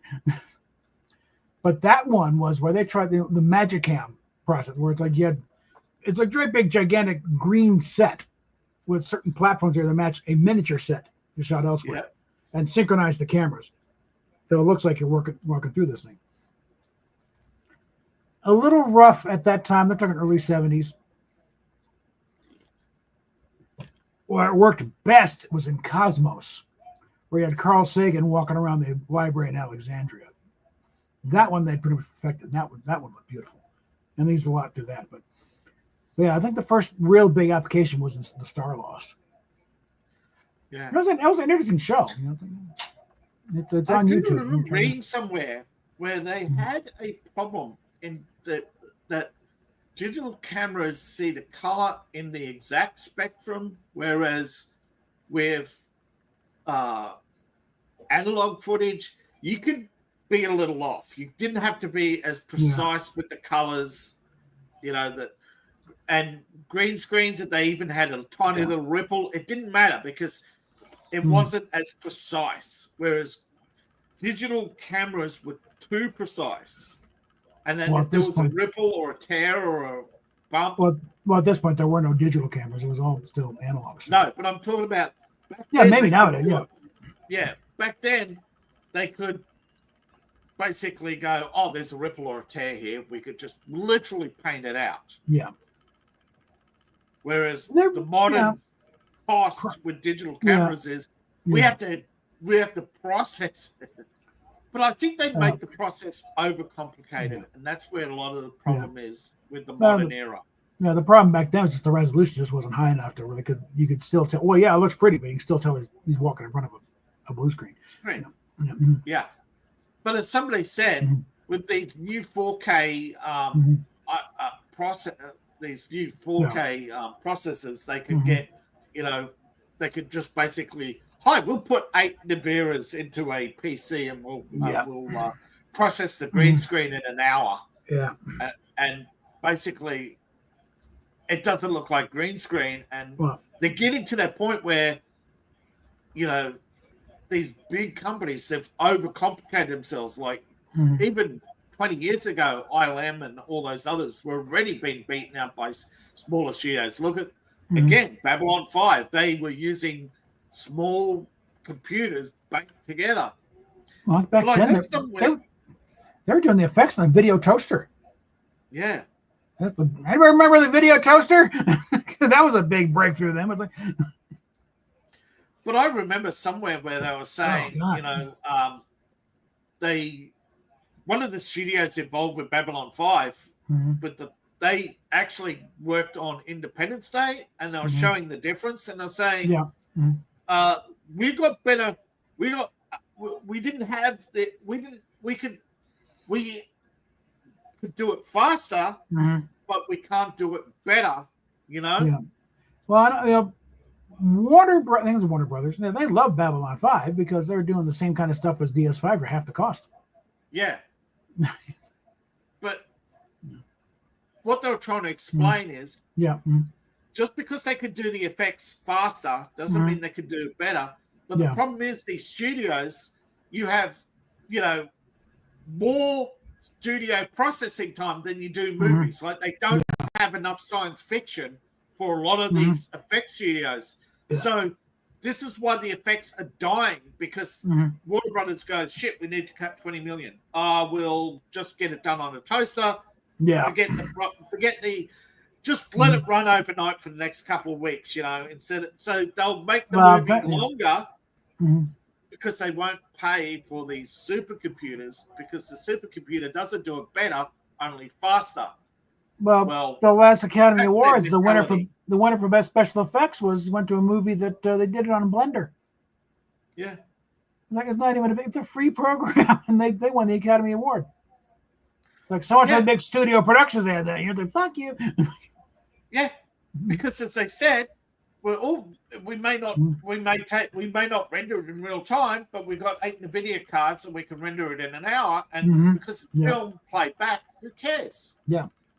It's still 4K.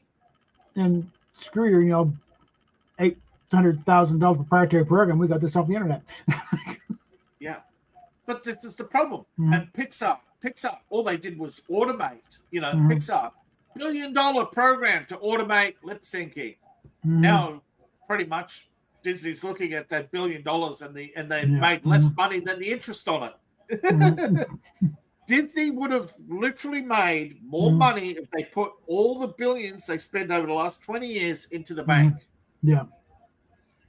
And that's the least. That's normally what somebody does when instead of going this buying spree, bikers just buying up everything in sight. Yeah. And everything now is basically and run them into the dirt. run into the ground, because they did the Ubisoft thing. Star Wars run Star Wars in the dirt, Marvel's in the dirt. It's like it's all crap. Yeah. In fact, something Snarky J point, they put Revenge of the Sith back out in theaters because of the 20th anniversary, and it's doing great. So no, Star Wars is not dead. Your Star Wars is dead, Bob. Nobody wants your crap. They want the old stuff. And the rest of maybe we'll just put it on movie out. We already made it. Let's make some more money on it. So, as somebody said, and I think they were right. If they took, JJ remade Star Wars, that made a lot of money. That proved that the Star Wars wasn't dead. Yeah. But Ryan Johnson made a movie that if you took the Star Wars label off, it would have made more money because it wasn't Star Wars. And it wouldn't be contradicting Star Wars. No, but I'm just saying, if it didn't have Star Wars on it, it would have made more money because it wasn't Star Wars. See, it's like... Yeah, well, that's kind of what... It's like if the last book of... There was such a clusterfuck in that trilogy. Yeah. Well, read it up. You're doing a trilogy with no plan? Yeah. Kathy, is this your first fucking movie? No, you should have known something by now.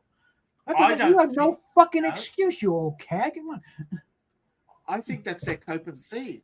I think they did have a plan. And I think everything was going to plan until the day of release when the audience walked out. Their intended audience. They let Ryan Johnson do what he wants. Where you wanting the story? They didn't have a plan of where the thing was. Just, you do next one. George had everything planned out back in '74. Yeah. He altered as he went along, but he had a plan. Yeah, he had a 9-movie arc. But nobody would commit to it. And then they went with Plan 4 because that's what they was told to go with, So that's how it became Episode 4. It was the fourth pitch. It wasn't the fourth in the series originally. It was just, we'll go with your fourth pitch. Well, it's kind of like he had the original story was really basically a phone book. I think it was so damn big. Yeah. It's okay. Yeah, but we're going to get one. Okay, let's will it down. This is where the main action happens. Is this part here? Yeah. The rest stuff, that's mostly backstory. Maybe one day we'll get to that. Do prequel. Yeah.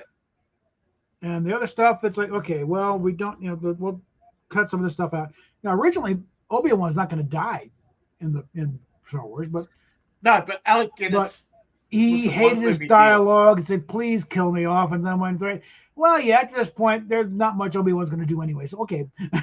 So they went and had him whacked because he pretty much, he served his purpose once the Death Star stuff was over with. Plus, and as a disembodied guiding spirit, he could be more useful. Yeah. But plus, don't forget, George wasn't writing alone. Okay. Yeah.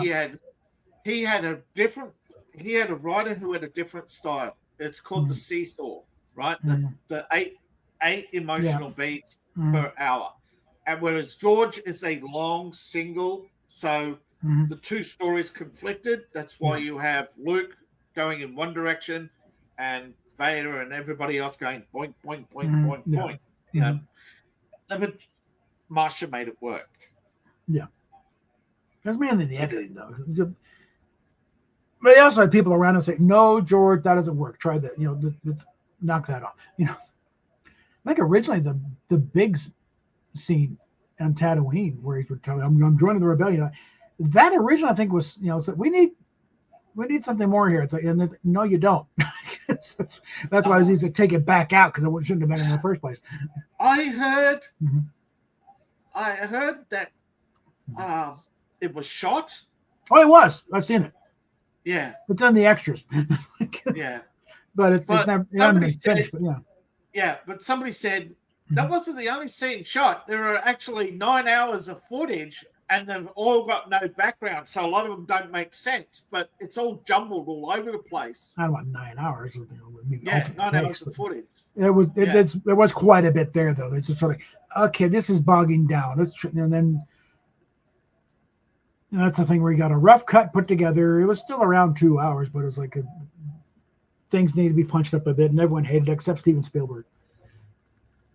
Yeah. There was one guy said, no, you got something here, but we can fix this. Okay, and that's when Marsha and another guy took over. Okay, we're going to tighten this up and get the effects finished because in the rough cut it was like World War II dogfight footage, filling in for the X-wings.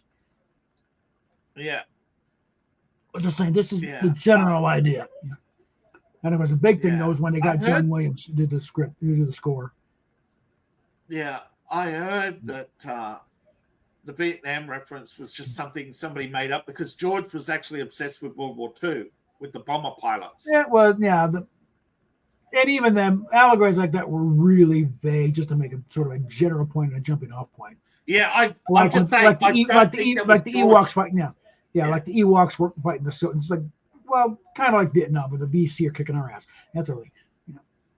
Yeah, but that but was it, actually. but it wasn't, but not really trying to make any kind of points with it. It was just like it worked because it worked in real life. So yeah. No, I don't think it was. I actually think he was more inspired by the French Resistance with the short ambush than because don't forget he was an older writer taught by people who were actually fought in World War II. Yeah, and that's where he got his war story from. I don't. Yeah. It's just later people who'd been in Vietnam saw that and made the allegory. Yeah. Well, that's not he'd make it was kind of like with Vietnam, because again, this is mid-70s. Vietnam was either just wrapping up or just finished, so it's still fresh in everybody's mind. Yeah. But it wasn't trying to make a direct analogy, trying to make a comment. No. It's more of a story jumping off point. Yeah. Because he was still looking, this whole thing was because he couldn't get the rights to Flash Gordon. And he went, okay, I'll do my own space opera. Which is fine. I mean, yeah. Which is what a writer should do in the first place. I'm not against franchises, but I think when a franchise has, some franchises go on forever, but not every one. A war has to end. Yeah. This whole idea of the rebellion is what is wearing and dragging Star Wars down. Is that they wrapped up the story too soon. If they'd gone back and done George's original plan of we do this movie, once it's run its end, we begin production of the next one, then we do that one, then we do that one. And if it comes to a point where it is running into the ground and there's no more money, then we'll wrap it up. But we'll save that final story for when we have when the studio says this is your last movie. Yeah, the original plan, at least as far as when they're making Empire and Jedi, we were going to see they were going to at least destroy the second Death Star until Episode 9. And Leia was not his sister. There was a sister out there, but it wasn't Leia. It was somebody else we were going to see in maybe 7 or 8. And then they would have met together, and then it would have been the big blowout.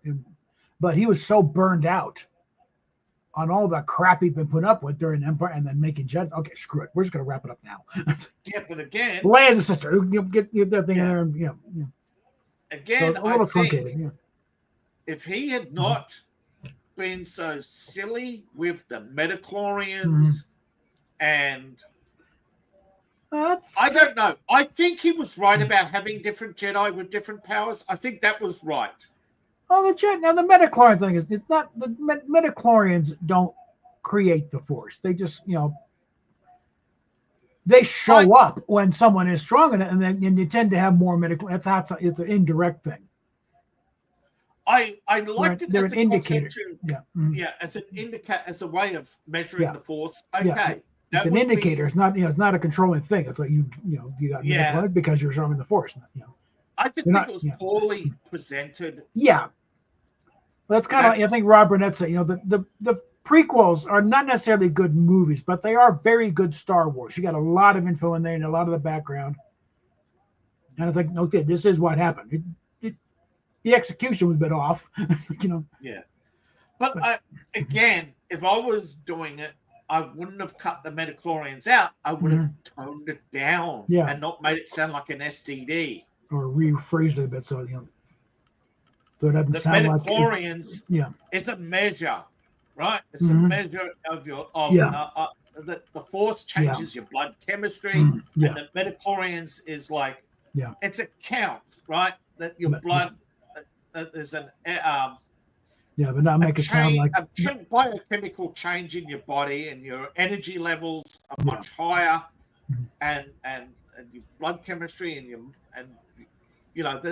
it's some biological change caused by the Force. That's not like here. Drink some midichlorians, you'll be a Jedi in a week. No, it doesn't work that way. You drink it and then they die because you're not strong on the Force. Yeah, they'll leave and find somebody else. Okay. Yeah. Metachlorians, or yeah, if you wanted to make it a living organism, that it's something attracted to the detect. They could detect the force, and we could detect them. You know. Yeah. Mm-hmm. It's so a like, it's a meteorite. This is how we can tell you're strong with the force because you got a lot of midichlorians in you. You know? Yeah, you attract midichlorians. Mm-hmm. We can't detect the force. Yeah, but it's like when they. I think it was Nostalgia Critic doing a review and talking about everyone gives a lot of flack to Hayden Christensen. And because again, the scenes where George is directing him, it's like George has never been good with actors. Okay, he's not that kind of a director. Because his usual direction was okay, faster and more intense. It's, but and it can't really get. But the last scene in the Revenge of the Sith, that was Steven Spielberg stepping in. Lend a hand. Yeah. And in that one, you see a lot more, the Hayden Christensen, the glare in his, just, ooh. Now he's acting. Okay. Now you're seeing some performances here. The thing is, I think with the original scene, I don't like sand. That actually made sense to me because he's meant to be a much younger person who's got no experience with girls. Mm-hmm. But the thing is, with a face like that, he's hitting it every day. Yeah. He's not an would be if he hadn't been a Jedi Temple all the damn time. Yeah. He would have been, Hayden Christensen comes. You can't project the guy who'd be standing like this over every girl in the Jedi Academy and going, "Yes, baby, nobody's looking." Well, you can't project him as that guy who would talk about sand when the hot chick's around. Yeah, I wonder if Leonardo DiCaprio would have been a better. But I don't know. Yeah, Leonardo would have been. But I think by the time second fiddle, But I think at that time it's like, no, he's not Leonardo DiCaprio. We can't afford him. Isn't it amazing that some of the casts they turned down got better roles? Well, I know Jodie Foster was originally offered the part of Princess Leia, but I think it was a scheduling thing there more than anything. Yeah. But then again, some people are right. Yes, they may have gone on to get better roles, but they're not as famous. Yeah. There was a one-hit wonder, Jodie Foster, yes, Silence of the Lambs. All other movies. Well, she was already an established star by that point. Yeah, but I'm just saying, name another movie with her in it. I've been simping for her since I was, maybe 7, and she was like 8 or 9. So come on, so she was a very established star by that point. Yeah, Natalie Portman. She already had established. She'd had some breakup, but Jodie Foster had been acting since she was, again, like 6 or 7 years old. So by the time Star Wars came along, she'd had a resume, longer than your arm. No, I definitely would have been there for that one because Jodie Foster, I'm there. Okay. Yeah. I don't care if she's gay now. Yeah, that's just giving up. That's just her giving up on life because she misspent her youth, like so many others, they complain that they're lonely and single, then they become gay, and then they say, "Oh, I was gay all along." Yeah, seethe and cope, Joe. Seethe and cope. Still lonely. Well, their mom was gay, I think. I don't know. But that's why when Carrie Fisher or something, she was always in fear that she'd fuck up. Okay, bring in Jodie Foster. Okay. Yeah. But I got a VHS of the audition tapes of when they're still auditioning people. Wow. And all the people like Cindy Williams, Terry Nunn, who had a career as lead singer for Berlin, and a few other actors here and there, and all the guys they talked to for Luke and Han. William Catt and Kurt Russell. They kind of swap back and forth. One they'd be reading for Catt's willing for Luke, and Kurt Russell's doing Han, and then they switch. And I'm not. And again, Kurt Russell, another one. He's a child actor, well established by this point. Yeah. And then Harrison Ford was doing carpentry work around George Lucas's house at the time. And he'd taken a step back from acting, but it's like they're doing readings at George's house, and him and Brian De Palma, because he was also casting something, so they're doing back and forth. And ask Harrison, can you read with these guys who was moving thing. You do the Han stuff, Han Solo stuff, and it's like and reading the stuff, and it's like, okay, Harrison's doing better than the guy we actually auditioned for Han. And that's how he got the parts. So you got to admit, he has. So if you're watching the tape, a lot of them he's off camera, and you're watching Mark Hamill read the thing or some other guy reading the thing, and then after a while, it's like, okay, now Harrison's in front of the camera. Okay, now we're auditioning Harrison for the part. Okay, so I think if they didn't have Luke portrayed as the weak naive farm boy, he wouldn't have been. It would have been Harrison Ford in the lead, but Harrison was too tall and a little bit older, so he was Han Solo because he had the voice, the experience, and was the older. He kind of fit thing. Like he did. Like his character in American Graffiti, then maybe George was subconsciously, picturing kind of a Harrison Ford type. Because. Well, I think Mark Hamill was excited. Hey, the conversation. I love that movie because he's in that. He had a fairly prominent role in that. Yeah, I think it is like that because I have heard, that you are as only as good as your last work. Where where you go in for these roles and read, they're already picked. They've already seen you. You know what I mean? Yeah. It's rare for a movie where they haven't. This is why they do. Well, this is why people go to Hollywood and pay $600 for a test screening because that screening will go around. That's people. Studio will watch so many per week. So they and they hope that they get repeat performances and come in. Yeah. But you've got to have work to get work. So you got to have those. That you got to get into ads. You got to get in, or you got to get into something. Bit role. But you've got to be. Mark Hamill had a bit of a resume because not long before that, an ABC show called The Texas Wheelers. Yeah. About the family in Texas. It's kind of some shady. I think Jack Elam was in it. Yeah. I remember watching that a bit, but they're not for a lead role. Even if you hear somebody say, "Oh, they're a nobody," they got work. Yeah. And like Hamill also been in some soap operas by then, so he learned to actually deal with soap opera fans. And people would, did you know so and so was like, and he had to kind of for a while to resist it. No, I don't worry. There'll be oh really? Oh my God, I'm sure. I started playing along with him a bit, but it's like but Hamill was still enough of a nerd back then. But it's like sci-fi film. Yes, I'm there. It's like I am so there. In fact, when one of the, I don't know if it was a Star Trek convention per se, but it's a sci-fi convention. The Beatrice Trump was the one when they asked Mark Hamill to be a guest. Like, you mean you're going to pay? I've been coming to this con for years, and you're going to pay me? Great. So he's a case of nerd boy done good. I can't. Yeah. Still, I can't put my finger on it. It's just a role. I can't remember which movie it was, and I was just so disappointed in Mark Hamill, and I've never seen him anywhere. It's like Star Wars. You could see the effort on his face. He's not. He hasn't got any side glimpses whatsoever. He's totally focused on up there on the imaginary stormtrooper. When he's got the imaginary sword in his hand, it's got weight. He's leaning forward.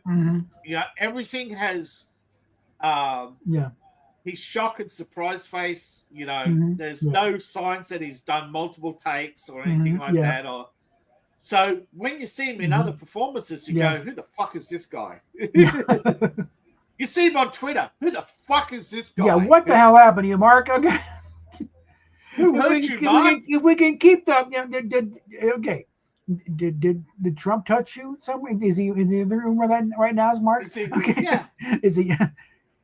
If we can dispense with the politics for just 10 minutes, we could be fine. We'd be like brothers from a different mother. Okay, but if you start going nuts, it's like no, for God's sakes. I understand. When I saw the other day, somebody was explaining why Hollywood is so obsessed with the politics is because they're obsessed with the tax deductions, okay?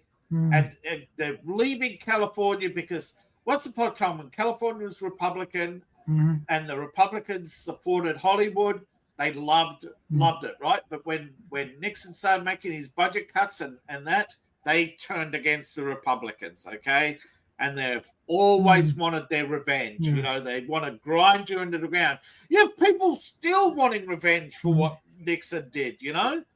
They're so obsessed because they don't make, because 6% is 6% may not sound like much of a, but 6% is a huge when you make it, when you difference between 20 million and 6% less, you're going to take that 6% less, right? Well, that's a lot of money. They were gunning for Nixon ever since she exposed Alger Hiss as a communist plant. Yeah, but that's why when the Watergate came along, they went in balls out. Finally, we got him. It's like chicken shit. It's a misdemeanor breaking. Nothing was told, and you're going nuts over it. But they had the thing, and they're going to drive it home. You know? Yeah, but the thing is, when it's their side doing the bad things, it's investigative reporting. You know, when I forget who, one of the big Democrats, spying scandal, had he had a Russian spy in his cabinet, all these things. No. Oh hell, FDR had FDR all the way back. cabinet. FDR. Well, the OSS did not tell him everything because they knew we got some communist plans in his cabinet. Don't tell him the old man this. And Alger Hiss was one of them. That's why they went back to that's where Nixon got. Yeah, but I'm just saying, the CIA the CIA and FBI admitted later they knew this guy was a communist and were feeding him false information, and the Russians learnt, and they were stringing him along as well. And because it cost the Russians nothing, they weren't paying him. They knew he was feeding him false information, but they'd pat him on the head and tell him what a good comrade he was anyway. So in the end, he just basically ended up an old fool. So maybe not sending him to jail was the right decision, but still, covering up the fact that he was a communist and then later saying, well, that's his right. Well, I'm sorry, but you play selective politics, right? You go after. I mean, I'm sick and tired of their obsession with only one form of politics being bad. When we all know liberals used to run around saying there's no good or bad, it's just relativism, moral relativism. Well, really? Yeah. Because don't forget, the left used to be divided into multiple camps. And now what you have is the progressives pretty much passive-aggressive bullying using using peer pressure, social isolation, taking over shaming the whole thing, tactics to basically try and they call people a racist even though they're not, just simply to basically create one less opponent to them, and they've done it so much that now the term is meaningless. Yeah, but it's just them a notch on the belt. Who can we take down every week? It's a new person to take down, And unfortunately, you eventually get to a point where they take themselves down. It doesn't matter because the next the other person goes, well, it's my turn now. No, they're well into the eating their own, because they got David Hogg as the deputy chief of the DNC, and he's targeting other Democrats. We need to get rid of these old ones. And Dick Durbin said, "Okay, that's it. I'm out. He's retiring." Chuck Schumer has definitely got to cross. Yeah, but he forgot rule number one. You can lie, cheat, and steal as long as you don't do it with us. Yeah. And the Democrat Party is now on the verge of self-destructing. Yeah. But it won't be the final nail on the coffin. It's just a nail in a long list of nails that have, and because they have such a big coffin, they have hundreds of years of history. And don't forget, the Democrat Party is built on the Jacobins, and many others. So what they have is they have nearly 1,500 years of failures and reboots. So they're not going away. They're just going to reboot. Well, I'm gonna term they have done generational damage to themselves because like Yes. this is like when the 70s when it's like they started going and they No, but I'm saying they nominated Democrat McGovern. Party- It's like and then wondered Yeah. why did Nixon get a 49 state landslide? Because you nominated George McGovern, you morons. But and then they followed. sometimes, yeah, And then when I've Carter been got there. in, that's it. Carter got that killed the Democratic Party for I've been there. until Clinton. And to them, it's a lineage, okay? Particularly with the Democrat, but all these aristocratic parties, like the Democrats, there are many of them, left and right, where if you're somebody's, like Bush, he was somebody's deputy, and before that, they was somebody else's deputy. Bush was deputy, so it's his turn next. Democrats have the same mentality. It's this aristocratic. It's just a reboot of the aristocrats. Bush, when George H.W. There was a political cartoon about different candidates. I'll submit and Bush was like, I'll submit my resume. Because he'd been in Congress, he'd been ambassador to China, ambassador to the UN, he was head of the CIA. It's like, how many jobs do you have? And I remember. Yeah.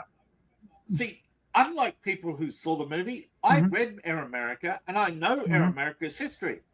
Air America, 1970, was it? 1975, through back, but it came public. But Bush was on the Eisenhower at the time of Kennedy's assassination. He couldn't be involved. He was running an operation against the Chinese. That's why his file cannot be opened. Okay, but it's the same. Obama was running an operation in Pakistan. That's why his file can't be opened. These are ongoing ongoing cases. You know, these are regimes that haven't been defeated, so their cases won't be declassified. You know, they'll probably never be. There are operations against Germany that were never going to be declassified. Yeah. You know, what was the real operation behind sending JFK to Germany in 1942? You know, why was he? I think they just finally declassified Enigma just within the last 30 years or so. And it turned out 20, 30 years. They didn't. Yeah. And it turned out they didn't break the code. What they did is just go for every permutation and look for readable text. Or somebody about the imitation game about what they did to Alan Turing. Okay, they skipped a lot. Yeah, they also. They make it look like Turing. No, some other guy built the machine. Was not innocent. Also, the persecution of Turing. No, Turing was not an innocent man. Okay, he was a toilet lurker. Okay, and he volunteered for the castration. No, please, because he would call him self-loathing and whatever. He didn't like what he's doing. Yes, please stop this. I don't want to do this anymore. So he and he also was not the borderline autistic nerd that Cumberbatch was playing. He was a very gregarious guy, very sociable. Yeah, he was a toilet lurker. He was not he was very outgoing and very flamboyant, and very, very problematic too. But that's not interesting. Apparently, they could. Cumberbatch could have played either way. He can do either way. But Turing did come up with a test for machine versus man. What was the machine meant? Because there was a thing known as the machine message. You get a scrambled message broadcast, and when they finally went through every permutation, they said, "There's no message here. This is red herring." And there was actually a thing called what was it? Operation Paper Tiger. This blew out of control, where they created fake war heroes in order to get America to believe they were winning the war. Now, if 43, if the Navy if Halsey hadn't stopped the Japanese at Midway, you're ready to throw in the towel. If because she only had 6 aircraft carriers, and the Japanese had 6 aircraft carriers. That was the Japanese hadn't entire. lost 2 aircraft. That was about the entire fleet at the time too, because everything else was Yeah. still being rebuilt after Pearl Harbor. You had America may have made a lot of ships, but don't realize Mhm. something.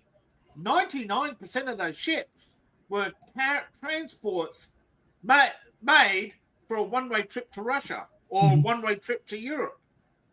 They were concrete. Yeah, they were concrete molds. Yeah, Just the pull Pacific. the mold, let it set. Put a The motor in Pacific, it. yeah, the Pacific Fleet. That's the thing. If one thing when they didn't hit the fuel depot at Yeah. Pearl, Yeah. and they figured, well, it'd be no point. You're a big country, replacing nobody. No, we couldn't have. If they had hit that fuel depot, we would have been royally screwed. There's no point. We can't get enough fuel out to Hawaii in that time. We would have been,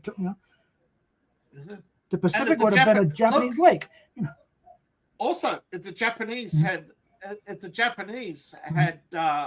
better submarines earlier, but the admiral in charge had such a hard-on for battleships that he took away most of the budget for the submarines, which was an absolute dick move because the Japanese were winning because of their submarines, not losing. The battleships were, because the battleships weren't getting glory. The battleship, Tojo wanted his battleships to get the glory because they get the front page headlines. Submarines don't. Yeah, there was a tough get in all the admirals and all the navies. No one is doing battleships anymore. Okay, No, but a Japanese general said that the Bushido lost us the war, and you look at it, the Japanese actually, according to one admiral, didn't set out to win the war. All they wanted was to grind America to a stalemate, and then they would have given up in China. All they wanted was America and the other countries to stop treating Japan like shit. Yeah. But they made the mistake of launching the attack before confirmation that they'd issued their ultimatum. They had. Yeah, they sent the ultimatum not to America. Because they've already broken off relations, they sent it to the ambassador in Moscow, and he was a communist agent, and he told Truman what was happening, and between the two of them, they Truman wasn't there. No, this is Truman wasn't there yet. VP. Not at the time. Truman didn't come until he wasn't VP until Roosevelt's last term. Roosevelt was Secretary of the Navy. Truman was a lawyer at the time.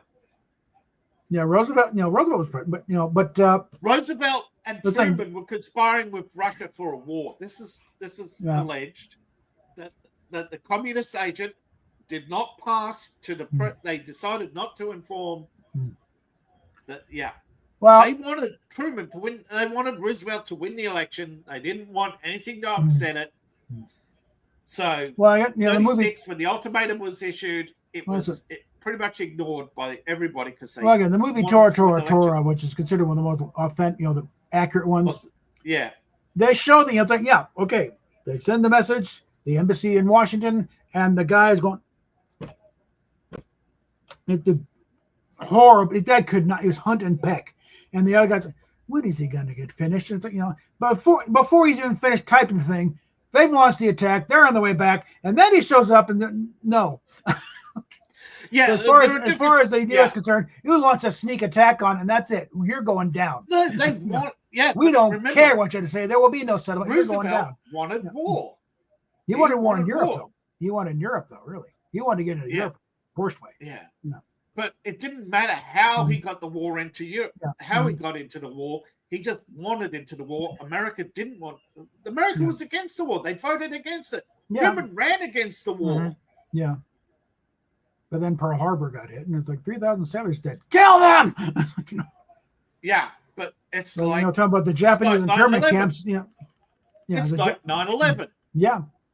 In 1998, Biden recommends we go to war against Iraq, and everybody says, "Fuck you." That's bullshit. Yeah.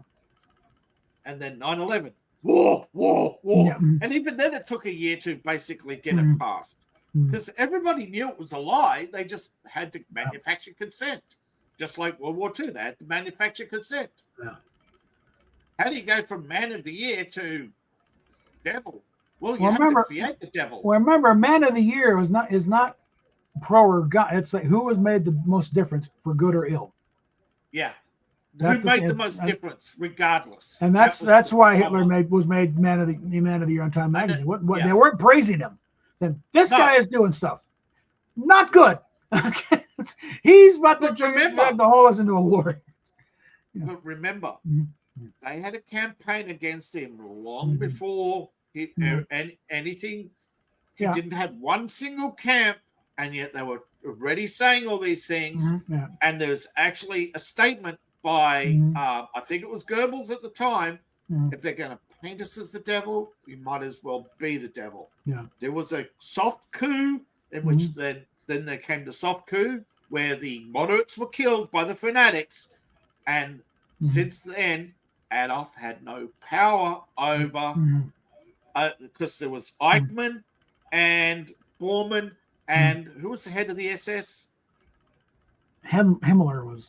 Yeah, Yeah, those three Himmler's SS, yeah. were the real ones in charge. Hitler was just was no longer in power. Yeah. And in 1944, there was a second coup by the SS, taking out the others. Bormann, Mhm.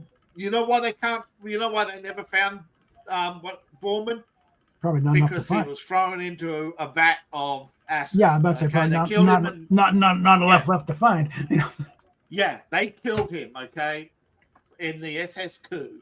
it's like when you got an industrial murder machine going in the camp, one guy is easy to dispose Remember, of. Okay. that was Himmler, not Hitler. But you know, but that was all because Goebbels had said we might as well be the. You know, look at America. They did all these things. That Britain had the camps. We might, you know, we have a just. They I'm not in justifying Nuremberg, their actions. I'm saying what motivated them. Okay. well they Because originally, one of the they in didn't- when the Nuremberg trials for the concentration camp. No, wait a minute, you did that, because they brought up Kirchner,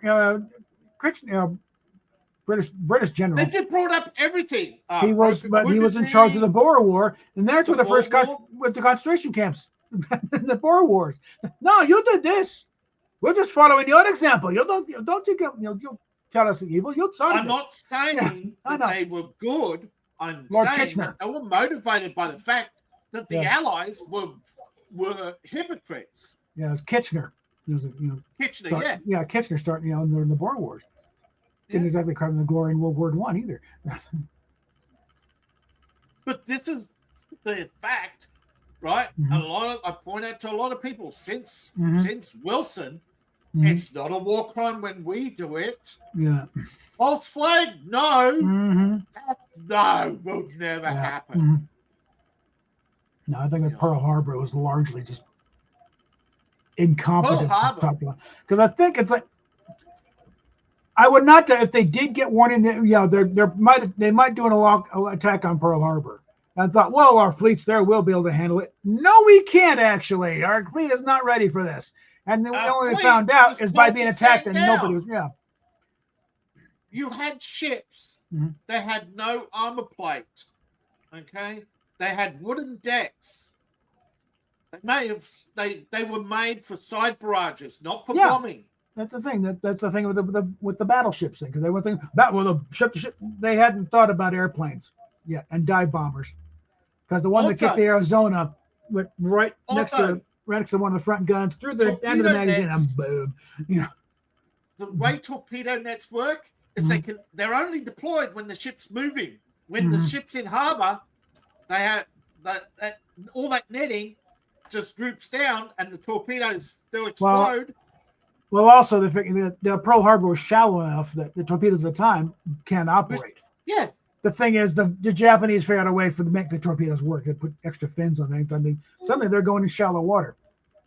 Yeah, the Japanese spent a year studying everything and figured out every last detail. The problem is, it was longer than a year. In the 20s, Billy Mitchell staged a raid on Pearl Harbor, and they followed the same thing, come from the north, or the thing, and boom. And in attendance were some young Japanese officers, one of which was Yamamoto. Yeah, Yamamoto warned He the Americans took in careful 36. he took careful notes. He's like, yeah, this is how Mitchell did it back in 25. We'll do the same thing. We come in that they won't, especially if it's the weekend, they'll be sleeping around, they'll be laying in the day off, and but when we finally did get them, launch a couple planes, and if they hadn't lost, if the Japanese hadn't lost 2 carriers at Midway, and the Yorktown was taken out, but it wasn't sunk. Okay, but the Japanese, they totally right. If they had, I forget what it was, but because of a certain atrocity, the Japanese had committed an atrocity, and the word spread, and they lost all credibility. Yeah. With their war in China, they lost all credibility against the communists, and the communists started spreading throughout Southeast Asia. Stab? What? Want me to boot you now, or what? Yeah. All right. She's going to bed, so I'm just going to go ahead. All right. And take care. Just kick from the studio. There we go. Yeah. Ah. No, I'm just saying. Nanking and Philippines. Japanese were our allies, and we treated them like shit. We dragged them into a war in the 1920s, and then abandoned them in 1924, and then in 1936 we hit them with a massive fuel excise right in the middle of a deadly winter, and it wasn't.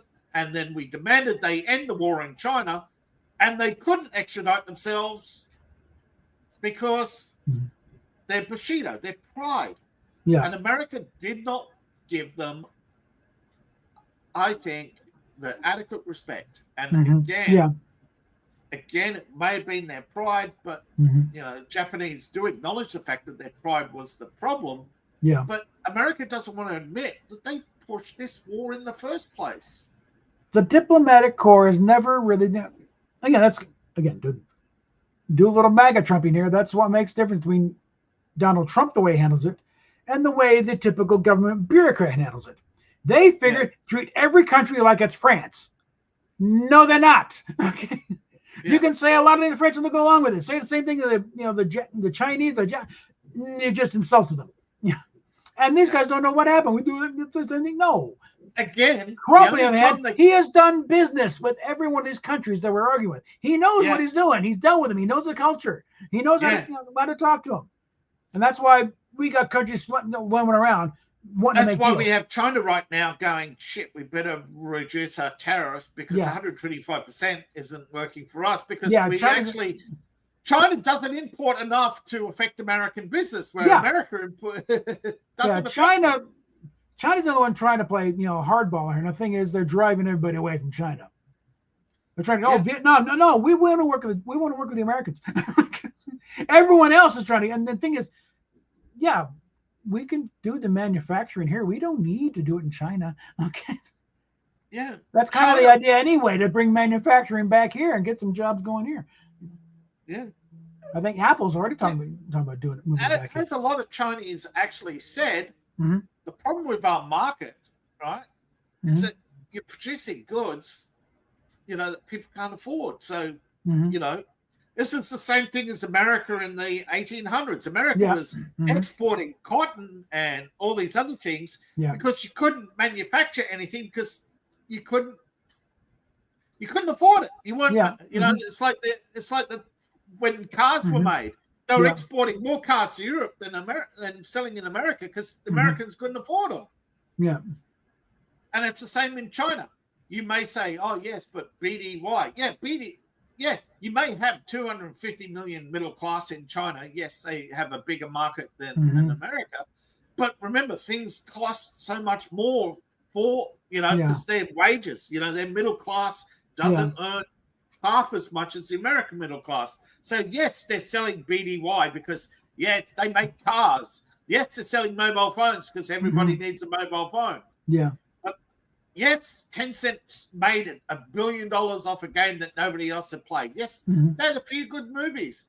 But when it comes to the rest of the products, they can't sell half as much in China as they do the rest of the world. Well, plus only 250 million out of a billion people. You know, Yeah, it's not a big percentage. You know, and then it's not just that; it's the fact they have to carry 500 million people on their backs because they have to subsidize those factories because those people can't afford the housing, they can't afford the rent. It's like slavery. Yeah. What killed slavery killed the American economy because eventually got to the point where shit, we're building a village for all these people. It actually would have been cheaper to pay them. And also, you know, if you just pay them, you don't have to house them, you don't have to feed them. That's why the war in the South got worse after the war. That's like a big thing because these sharecroppers, we don't have to house you. You live in the shack over there. So yeah, that was a mess. Yeah. People, and it's the same. All these people in middle class California who want their dollar tacos. I'm sorry, where are your slaves going to live? Okay, so they build them a housing, and suddenly the state goes, "Oh yes, we went from 59 million in the black to 80 billion in the red because we're building all this housing for them." And California is just that's the problem with subsidies. California is a basket case now. Yeah, but another thing that killed California was the fact they gave tax deductions to Hollywood. And so they got addicted to those tax deductions. Yes, you can blame the Republicans, but you voted Democrats in, and Democrats promised you more. So you voted for just more tax deductions. Back when it was still a competitive state, but once the Democrats took full control, it's like, that's it.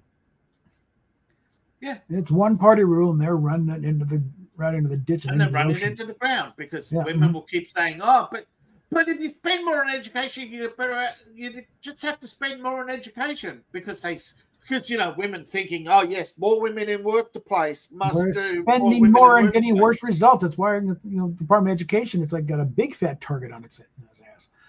Like we spend more than anybody else, and we're what? Twice as much for half the result. Everything. I'm not saying that everybody's overpaid.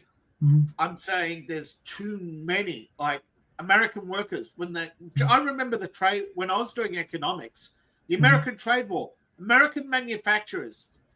I think it was IBM had one factory with 5,600 people. They couldn't figure out what half of them were doing there. Well, the Japanese and the Taiwanese had less than 1,000 people making twice as much goods. Yeah, but I was thinking, when they were doing the 1/350 model of 1/350 scale model of the original Enterprise, and they had an email service and just the sort of the back and forth. It's like dealing with the guys in China. It's like, no, that's not right. And even the first issue came out, it still had errors. That no, these windows go over here, and they finally had to reissue a replacement saucer to fix the things they got wrong in that first issue thing. And there was still what the heck? And the thing is, if they'd still been building them in Troy, Michigan, instead of wherever the hell in China, it would have been like walk down to the floor, fix that in 10-minute conversation. Instead of having to go through emails and translators and what we don't know because we don't know the Enterprise. We don't know Star Trek. Japanese economy is in 1969 through to 1986. The Japanese used to go around saying to every company, ask them how much you pay for bearings, how much you pay for plastic models, how much they figured out half your economy and were going and targeted, right? And because they wanted to buy back their own. So they bought back their own economy. But unfortunately, what happened is that they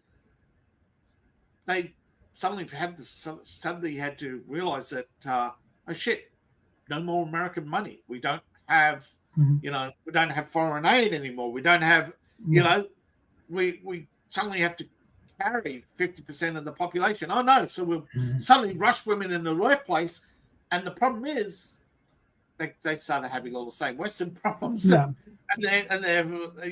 suddenly they wanted $76,000 a year for. Well, Japan, you also have filling the in thing. It's like, rest. you know, all the men died in the war. The women working. No, I'm just Yeah. Yeah. saying Mhm. they went from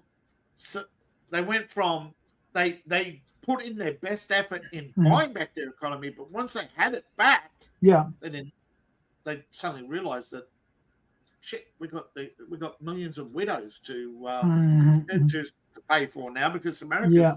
no longer paying them. You know, Yeah. the American money's ran out. They can also Because, figure, you know, you know, if that's we what had gone the economic route, we could have avoided the war altogether. It'd be much better shape. Well, Yeah.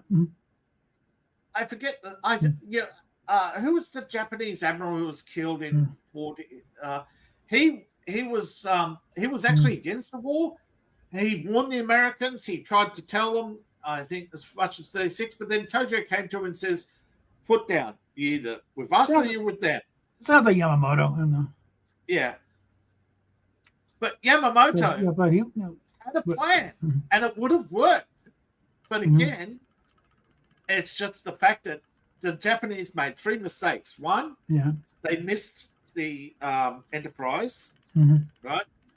2, they flew over they mistook. I think they actually mistook the Enterprise for their other ship. well, all the carriers were out at sea at the time. You know, they were out of maneuvers. So, and that's again after the war, after the all we had were the carriers in the Pacific Fleet. Yeah, but they literally flew over them, and they didn't fly back to actually see if they were coming or going, because they were, they were out to the east, not to the west. Yeah. So they didn't know if they were going to do a loop or where they were going to So they didn't follow them. They just reported, carrier at sea, and went back. Remember, they were there for 6 weeks, but they never went back to see where that carrier went. Although whenever they assumed that it would be the same patrol route every time. Okay. Then during the war, again, they missed the Enterprise. They flew over it, and actually a couple of Zeros tried to land on it because they mistook it for the Yaki. Because the Americans didn't know the Yaki was actually on the other side of the island. The Americans were actually within spinning distance of the Japanese fleet. Again, there's a few times when we did manage to get a couple of P-40s up in the air, they actually started getting some inflicting some damage on it. You have to take down some planes. The thing is, if you had stuck with the P-40s, the cheaper plane, you would have lost the war. But they went to the Mustang because they were literally 8 machine guns against 2 machine guns. Lots of DACA. Yeah, the Mustang. I think that was mostly in the European theory. Yeah, I'm still saying, right? Yeah, the Germans or the Japanese with their 2 guns. You're coming up, and it's basically a wall of 50 counts. Yeah. Well, there was definitely we can need better fighters. The P-40's fine, but it's got some drawbacks. Okay, it's kind of clunky by modern standards. But I'm saying the P-40, if you just come up and drop down on a Zero, sure, you take him out. But the Mustang, he's shooting at me, zippity do that. I just spray him with 50 cal, and he's like, when they finally got the Corsairs on, but the Pacific is mostly Wildcats, Hellcats, a lot of stuff. I'm just saying the putting the Mustang out there bought that year to get the other fighters mass produced and then by the time they were mass produced, it was, let's just send the rest of the Mustangs to Europe because that's pretty much wrapped up. Let's put the Hellcats and that to work on the Japanese because they're actually putting up a better fight. See, the thing is, the Japanese put up a better fight than the Germans did. The Germans, don't forget, people don't know this, okay? There was an entire German army, over 1 million men, who did not engage. They stayed in Denmark and Norway and all that. If they had come down and fought, well, it's because Hitler was going. It was going. No, that's a feint. They're going to come through Calais. No, because they've been feeding them information. The Patton was going to come across the the Pas de Calais with the real force, and Normandy was a diversion. And they bought it. Originally it was, but they'd been so successful at cutting the rail lines that they said, shit, we've got this huge open port now. Let's just use it. Well, they sent Patton on a public relations tour just to make him public. And see, look, and he never, it was frustrating too. He wanted to get in the fight, but it's like, no, George, you're a great general, but you're your own worst enemy because you're big fat mouth. Okay, so it's like, we're going to send you on a press tour. You're going to talk to her, and you're going to learn to behave yourself for a while till we figure out what we're going to do with your crazy ass.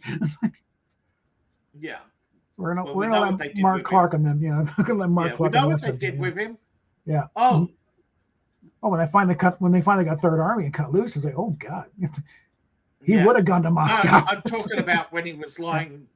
I'm talking about when he was lying with a head wound, and they decided. No,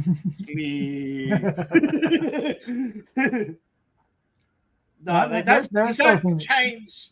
You don't change drivers and remove security on a guy. Unless you're going to. Yeah, he was alert and active all till because he was when he had the my back is broken. Don't and to be careful. So he was very alert the whole time until somebody's gone. Yeah. Okay. Yeah. Even the Russians knew they'd killed him. But what the Russians cared was they thought to them, he was a threat to the New World Order. Well, he'd been yelling, saying, look, we're going to be fighting them sooner or later. Let me do it now. I got the army to do it. I think, George, you're nuts. No. Yeah. No, George, we made a deal. Okay, they get Eastern Europe, we get Western Europe. But I don't want Western Europe. I want my milky mamas. It's like, these guys are just as bad as the Nazis. Let me get them. And we can take them. I'll make it look like it's their fault. No, actually, see, that's the thing.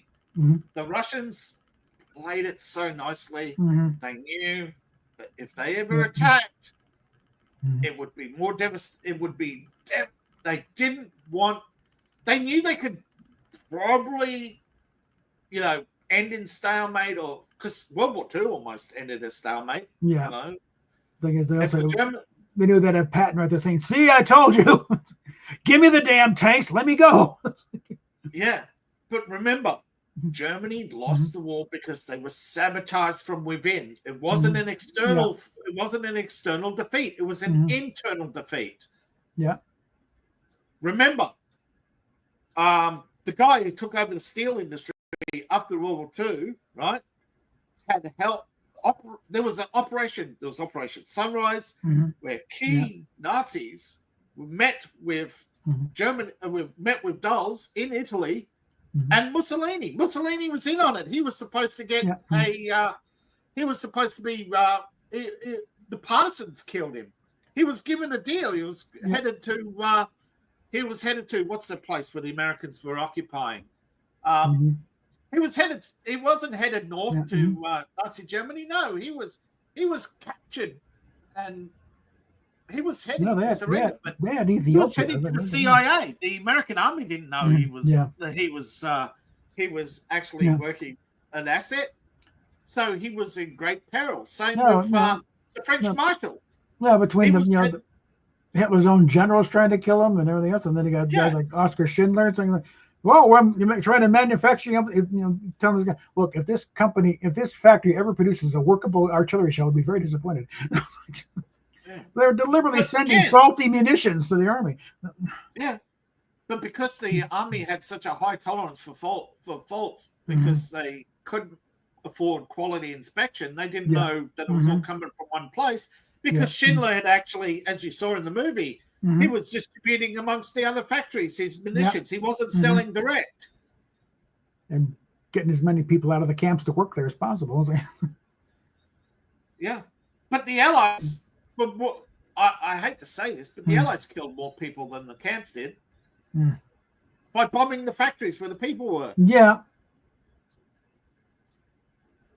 It was a minor miracle. The Volkswagen factory, one prototype Volkswagen survived. Yeah.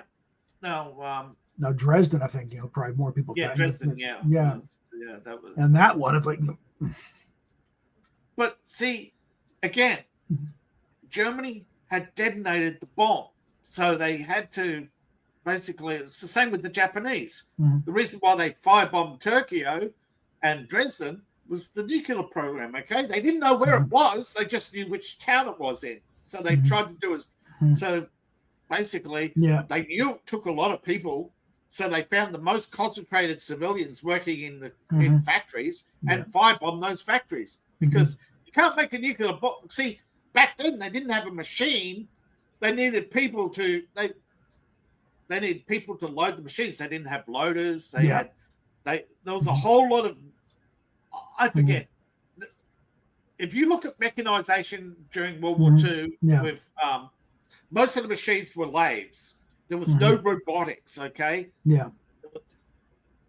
There was no robotic welders. So all these big centrifuges, they were loaded by hand. Yeah. And people were getting sick. They had most of them. Yeah. It's like 100,000 people made the nuclear bomb, but how many of them died of cancer? Yeah. 80%. Now then the Germans were like that close. They had worked out the math pretty much. They hadn't quite worked out the mechanics of it yet. No, they managed to detonate one bomb. Then the Allies managed to destroy the factory in Norway that made heavy water.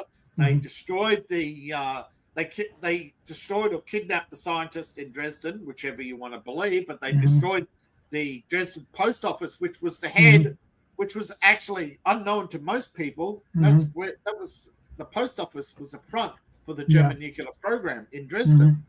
So they killed the guy, and the thing is, the person there was actually sending postcards and actually mailed postcards from Dresden to Einstein, and it took Einstein a year to figure out. He was telling him where the nuclear program was by mailing from it. Oh, that's how the Allies figured out where the nuclear program was. I bombed Dresden. Yeah, and had they not done that, but see, some of it survived, and they moved to a cave somewhere in Austria, and they found it after the war. The problem is, everybody had advanced cancer because while they're moving this nuclear material, shielding, we can't afford shielding. It's too heavy. If we can shield it, we won't be able to move it at that point. But no, they didn't. Why did this stuff? Don't worry about this classified. Just move it. We'll tell you later, maybe. Yeah, because don't forget, it wasn't an immediate death. People were dying. Let your family know. And oh shit. Yeah, they did. Yeah. And so, basically, a few critical errors then followed. But the biggest thing is, and I've seen the movie. They made an actual movie, but then they pulled it. Okay, the head of a certain organization in Ireland was working for a certain organization in Germany, and that head of that organization was a double agent. The Irishman was a double agent, and he was linking everything through to the Allies, including the Enigma code, and that's where a lot of the decoding come from, not from Turing. It was actually given to them undecoded by an Irishman who was running between the various parts on Swedish ships. And what was his reward at the end of the war? They gave him a medal and sent him to Ireland. So, and then not even a pension, not even recognition. So he went back to his old ways, didn't he? Yeah. He got him, well, but we can't tell you why. We told you we have to kill you. But he was also giving them locations of oil production, coal production. Yeah. But also the head of German production. How long did it take to make a tank? They had it down to a science of a couple of days. Yeah. In Chrysler. Chrysler were making patent tanks, thousands of patent tanks simultaneously. Well, one of the world's largest workforces at the time. All right. Germany was taking 4 times as long. to make half as many. Mm. So it's a matter of numbers. Yeah. Okay, it's like the Russians in Ukraine today. They might not destroy a M1 with one missile. That's why they fire 8. That's why they put so many. But they know what a sympathetic detonation is, so they actually drop. So they actually, instead of trying to destroy the tank, they just drop drones onto that onto the on top of the armory and detonate. Because they know a sympathetic detonation will destroy the tank inside. They need to penetrate the armor. They just need to kill the crew.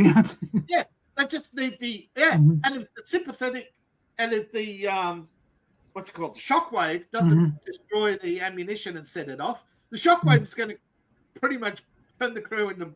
If they don't kill them, they're brain dead. Turn them down to guava jelly. Yeah, brains jelly. But what most Americans don't get, and it really is a sore point, why do they hate Russia so much? How big's the Russian economy? The size of Italy. They have a nuclear program, a space program. They have the third best scientific progress in the world. They have the best air defenses in the world. And they're actually cramping down on corruption, which, what's the CIA? I mean, the CIA, they can't, the CIA, you know, what's American research? What's Russia, China, Japan, etc. up to? You know, what can we borrow? What can we borrow? You know, there was some recent there was a recent case where a Russian was arrested for sending state secrets to America, and the Americans wanted him released. What would you do in America if he wouldn't be released? You wouldn't be trading him. You'd be putting him in Leavenworth and saying. Nobody's going to talk to see you. You're not going to see the light of day ever again. No, we're going to put you to work making little ones out of big ones, and then turn them back into big ones. Yeah, we're literally going to grind you into a gibbering idiot and basically give you jello for the rest of your life. Yeah. Short, miserable life. That's the thing. Military prisons, they don't have to be nice to you. Military prisons? Well, the last trader didn't even get health care for the last 20 years, you know? Human rights? No, you're not a human anymore. Like the guy, when I was at the recruiting station, you have to be sworn in. So you go to military prison. You won't get fucked in the ass, but you won't be treated nice. Not like a civilian prison.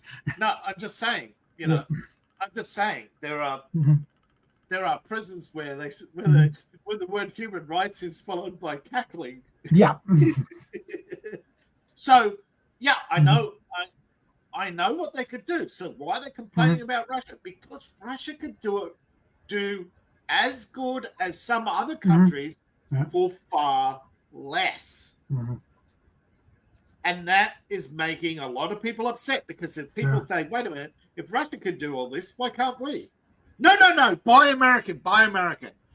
Well, James made the thing, it was cars of the people. Yeah. And they did about, when Russia got a hand of the, I forget what the model Fiat it was, but their version was the Lada. That was terrible. That was that was the Russian attempt at doing a Fiat. And this is why you don't buy, because they cut corners. It's like nothing worked, nothing fit right, because they would just do it half-assed. The metal wasn't as good, and cottage industries of just guys on the side of the roads able to supply spare parts for you. A lot of it's just trying to make it work back and forth. But that's why they hate Putin, because he's trying to teach Russians to be disciplined, to be. He's trying to bring back the Soviet Union. He's got a twisted idea of with the glory days. He's got this. Yeah, he has an idea where he could take the best of everything Russian, and eliminate the corner cutting and all the and the vodka. He's actually got a lot of Russians off the drink, so that can't be a bad thing. But Sure, there's a lot of copacy about Putin and his various mechanisms, but you got to remember his opposition is far worse than he is, and as for the Soviet Union, don't forget they literally had the Soviet Union wanting to be re-elected. Yeah, about. But again, imagine if Italy turned around and said, "Geez, Russia could do all this. Why can't we? Why did we sacrifice Olivetti for the EU? Why did we sacrifice all the?" And this is what they actually started doing. Now Italy started questioning. Oh, they're that close. They're that close to telling the EU to go fuck itself. Yeah, Giorgia Meloni is no fan of the EU. Yeah, no. well, yeah. We're about to start to make Italy great. Yeah, she's about to make it. Let's make. Saying, Russia may not be our friend, but they're a good example of what happens is when you. If same thing with America first. Why can't we have Italy first? Why did we have to sacrifice all these companies to go along with EU regulations where they go? Well, we have a typewriter company. We don't need two. Get rid of the other typewriter company. Get rid of this. Get rid of that. You know, the EU maximum efficiency. Sure, I understand where maximum efficiency comes from. In World War II, the tank factory produced only tanks. Gun, the M1 Grand, you produce the M1 Grand. But I've got an M16. Do you know the M16 was created during World War II? But they said, no, you can't mass produce it. Put it on the side. Yeah. That's like saying, no, you got Ferrari. You don't need Lamborghini or Maserati. Excuse me? Yeah, but that's the other two are not going to be happy with that. So they're going to be putting up a. Yeah, but that's what I mean. You know, where they were told to merge these companies to create maximum efficiency. That it would free up labor for. It would free up labor. That basically they had this weird idea that they could free up labor, create more artisans and more art. Europe wanted more art for some reason. Like, you haven't got enough artists. Yeah. Italy has never had a problem with artisans, okay? No, but I'm talking about the fact that Europe wanted to go back to like they don't need to. They've got artisans. They don't need to limit labor. It's like, they're doing fine. That's why I said that you guys are full of it. But you can't have straight walk cafes full of people unemployed drinking, buying one coffee and getting infinite refills if your local landlord wants $100,000 a year income and is charging and so they maximum efficiency, own lots of property, and charge minimum rent. Yes, but once there's no competition, all the prices go up. Yeah, it's like, well, I'll charge what I want. Thank you very much. It's crazy. These people, it goes back to California and the $1 taco mentality. Where are other people going to live? You're on $76,000 and you're struggling. Imagine the person who's making dollar tacos. They're not going to make 500 tacos a day. Yeah. You see the price of beef. It's like he's living in that food truck. Okay. Yeah. And he's still selling drugs at the side because he can't make money off the dollar tacos. He's dropping the side panel and putting up a cot. Okay. Yeah. He's working 14 hours. He's probably enslaving his kids when they get home from school, if they ever get to go to school. Yeah. But this is the problem with people who want cheap stuff. Italy realized that we've got to balance our economy. And look at Russia; they're balancing their economy. They're saying, "Yeah, we're going to subsidize food. We're going to subsidize, but we're not going to subsidize technology. We're going to have a space program, but we're not going to subsidize it. It has to, for every research project, it has to be a commercial satellite. Yeah, funding it. Get rid of these, people from Syria and everywhere else that don't belong here. I think you're not even trying to assimilate Italian culture. Get the hell out. Yeah, you don't speak Russian, you can't work in Russia. That's it. Yeah, you can live there, but you can't work if you don't speak Russian. What an amazing concept, that's right? What, God help any white woman walking the streets anywhere in Europe these days. And yet, white women keep voting for the same outcome. Yeah. Because they think that they can win. Look, They're trying to be compassionate. They're just that these are military-age men who have and they've left their families back home. That should tell you something. They're invading. Look, it's called asymmetric warfare. Russia actually didn't come up with it. You know who came up with asymmetric warfare, invasion by population? United States. It's what they did to the Native Americans. You invented the very warfare that's now being used against you. Yeah. And Washington had realized this way back when, that it would be used against us, so he shut down immigration. That's why America didn't have mass migration. Yeah, until like 68 when Dead Kennedy had the bright idea that we should open this up. Yeah, but they thought you had a big surge in the turn of the century, but then it shut off again. No, let these people assimilate. These people want to be Americans. Let them become Americans. But you have people openly cheering the death of white America and saying we're going to make Europe Pakistan, and you have Pakistani and Indians fighting the streets for control of the Birmingham Council now. Yeah.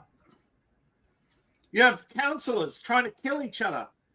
And if they weren't so weak and pathetic in the fact that they're only fist fighting, it's a civil war. Just nobody's provided arms yet. Yeah, well, Nigel Farage is now saying that will be deportation. So what took you so damn long, Nigel? Don't forget, he wanted to, try and be the moderate one. Okay, the moderation is going to get you, wrapped up along with labor, and labor's about to cease to exist in Britain. I think, right. I think Labour and Liberal, whatever you want to call them, they're not Tories. They're Liberal Party. Get that? The Lib Dems have always been there, but Labour is about to go off a cliff. Okay, the Tories lost long ago internally to the Lib Dems. Okay, the Lib Dems took over the Tory Party from the inside. Yeah. Okay, that's why the Lib Dems went away, because all the people who would have run as Lib Dems ran as Tories. Yeah. And chased out the Conservatives. And Labour just won by default.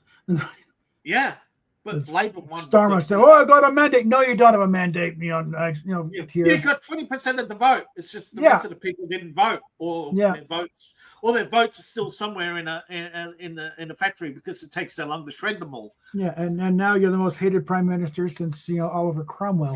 Yeah. And Cromwell had the good sense to dissolve Parliament. To quit. Yeah. So, he's definitely more hated than Cromwell. Neville Chamberlain is looking like Churchill, okay? Yeah.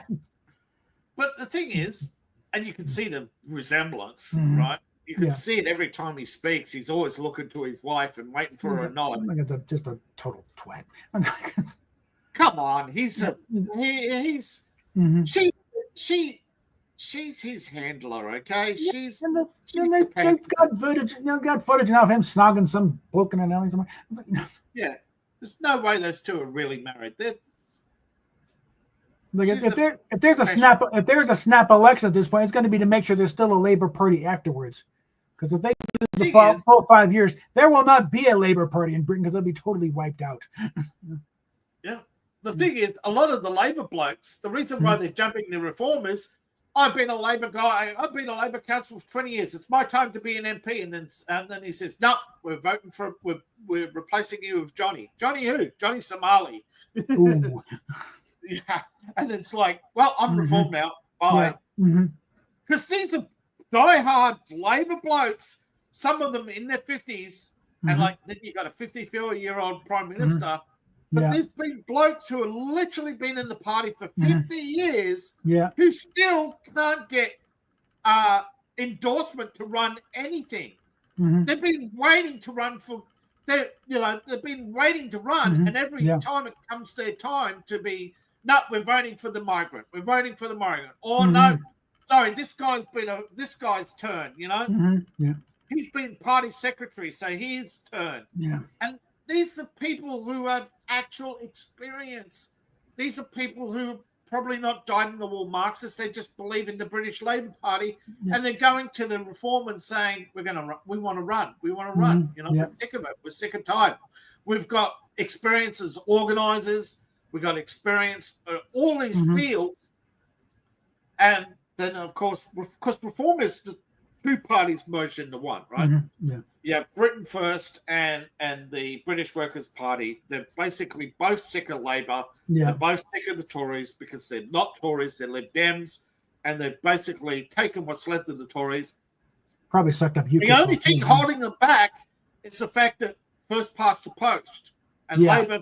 Labour got 20% of the vote, but because they got so many people who didn't vote, and it's like, yeah, but you don't have to get 20.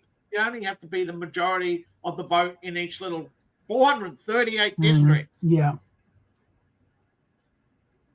And it's ridiculous because Reform didn't even have enough people to win the majority in the first place. Why? Because every time the elections come along, everybody unites against Reform. Yeah.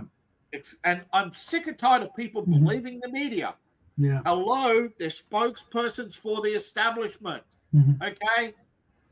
They are nothing but paid propagandists. What I'm seeing is like it's the same thing. They no longer believe in the media. Yeah. Like the BBC has definitely lost, support. Yeah, but ITV has always been, it's always the BBC, but it's like the latest polls is like if they did election held today, Reform would pick up like 183 seats. But Reform didn't have the people or the support. Yeah. Nigel Farage, I'm sorry, but there were 2 elections, and each time you allowed them to basically railroad you as a racist. And I'm sick and tired. In India, Modi's openly talking about India first, but he doesn't get called a racist by the Indians. Yeah. Modi openly bragged that they're taking over the Commonwealth, and people, and basically has tied every business deal with India. 1 million migrants, Canada, take 1 million migrants or no business. Maybe that's why the king has offered, membership of the Commonwealth to us. We need to counter India. You want to join? No, but the thing I don't know how it work anyway. No, he wants the US to join because the US won't take. It's one of the few countries, right? If Britain wants to basically break up the United States and have, because they want this, because Britain wants to feel imperial. Look, Britain has become a feminist hellhole. Okay, women have voted everything. They've almost got everything they want. They're soon going to have universal health care, universal payments, universal maternity leave, and mandatory quotas for women. Labor's just got a few holdouts because they made the mistake of putting too many Pakistanis in. That's how they won the election with the migrant vote. But then they put too many Pakistanis in parliament and they're voting against the matriarchy. But Keir Starmer is your typical weak man, okay? Oh, yeah.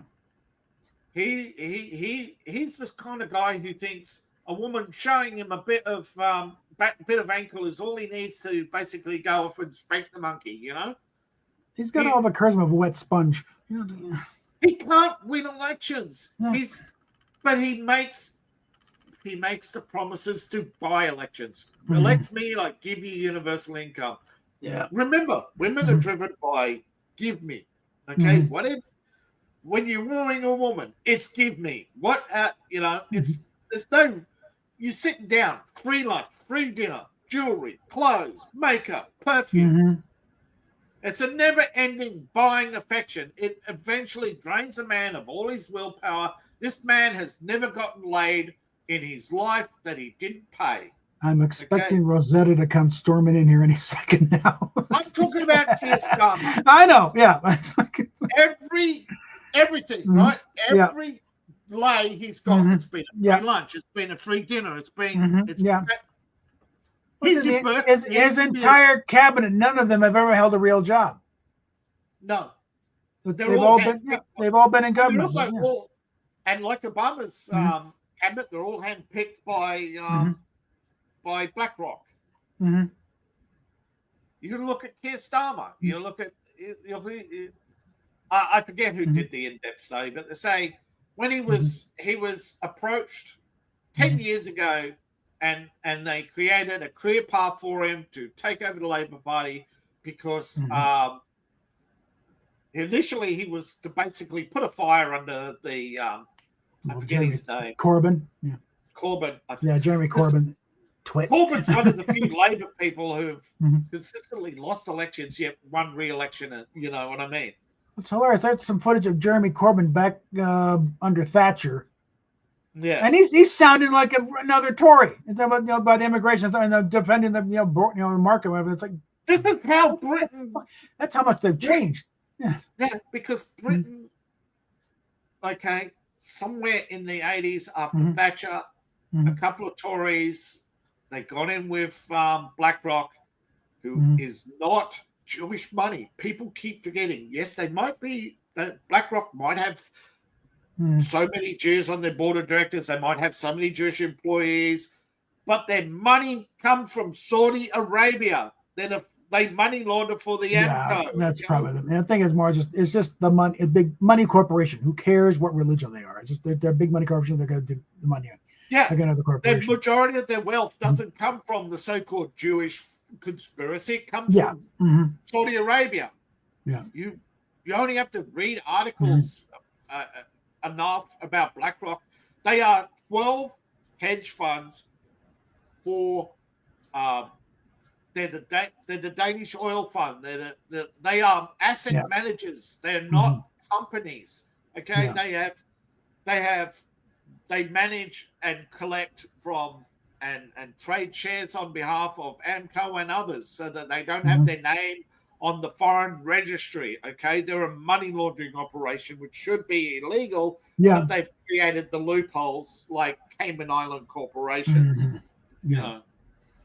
Hopefully they'll be the next target once they're plugging up holes in the government.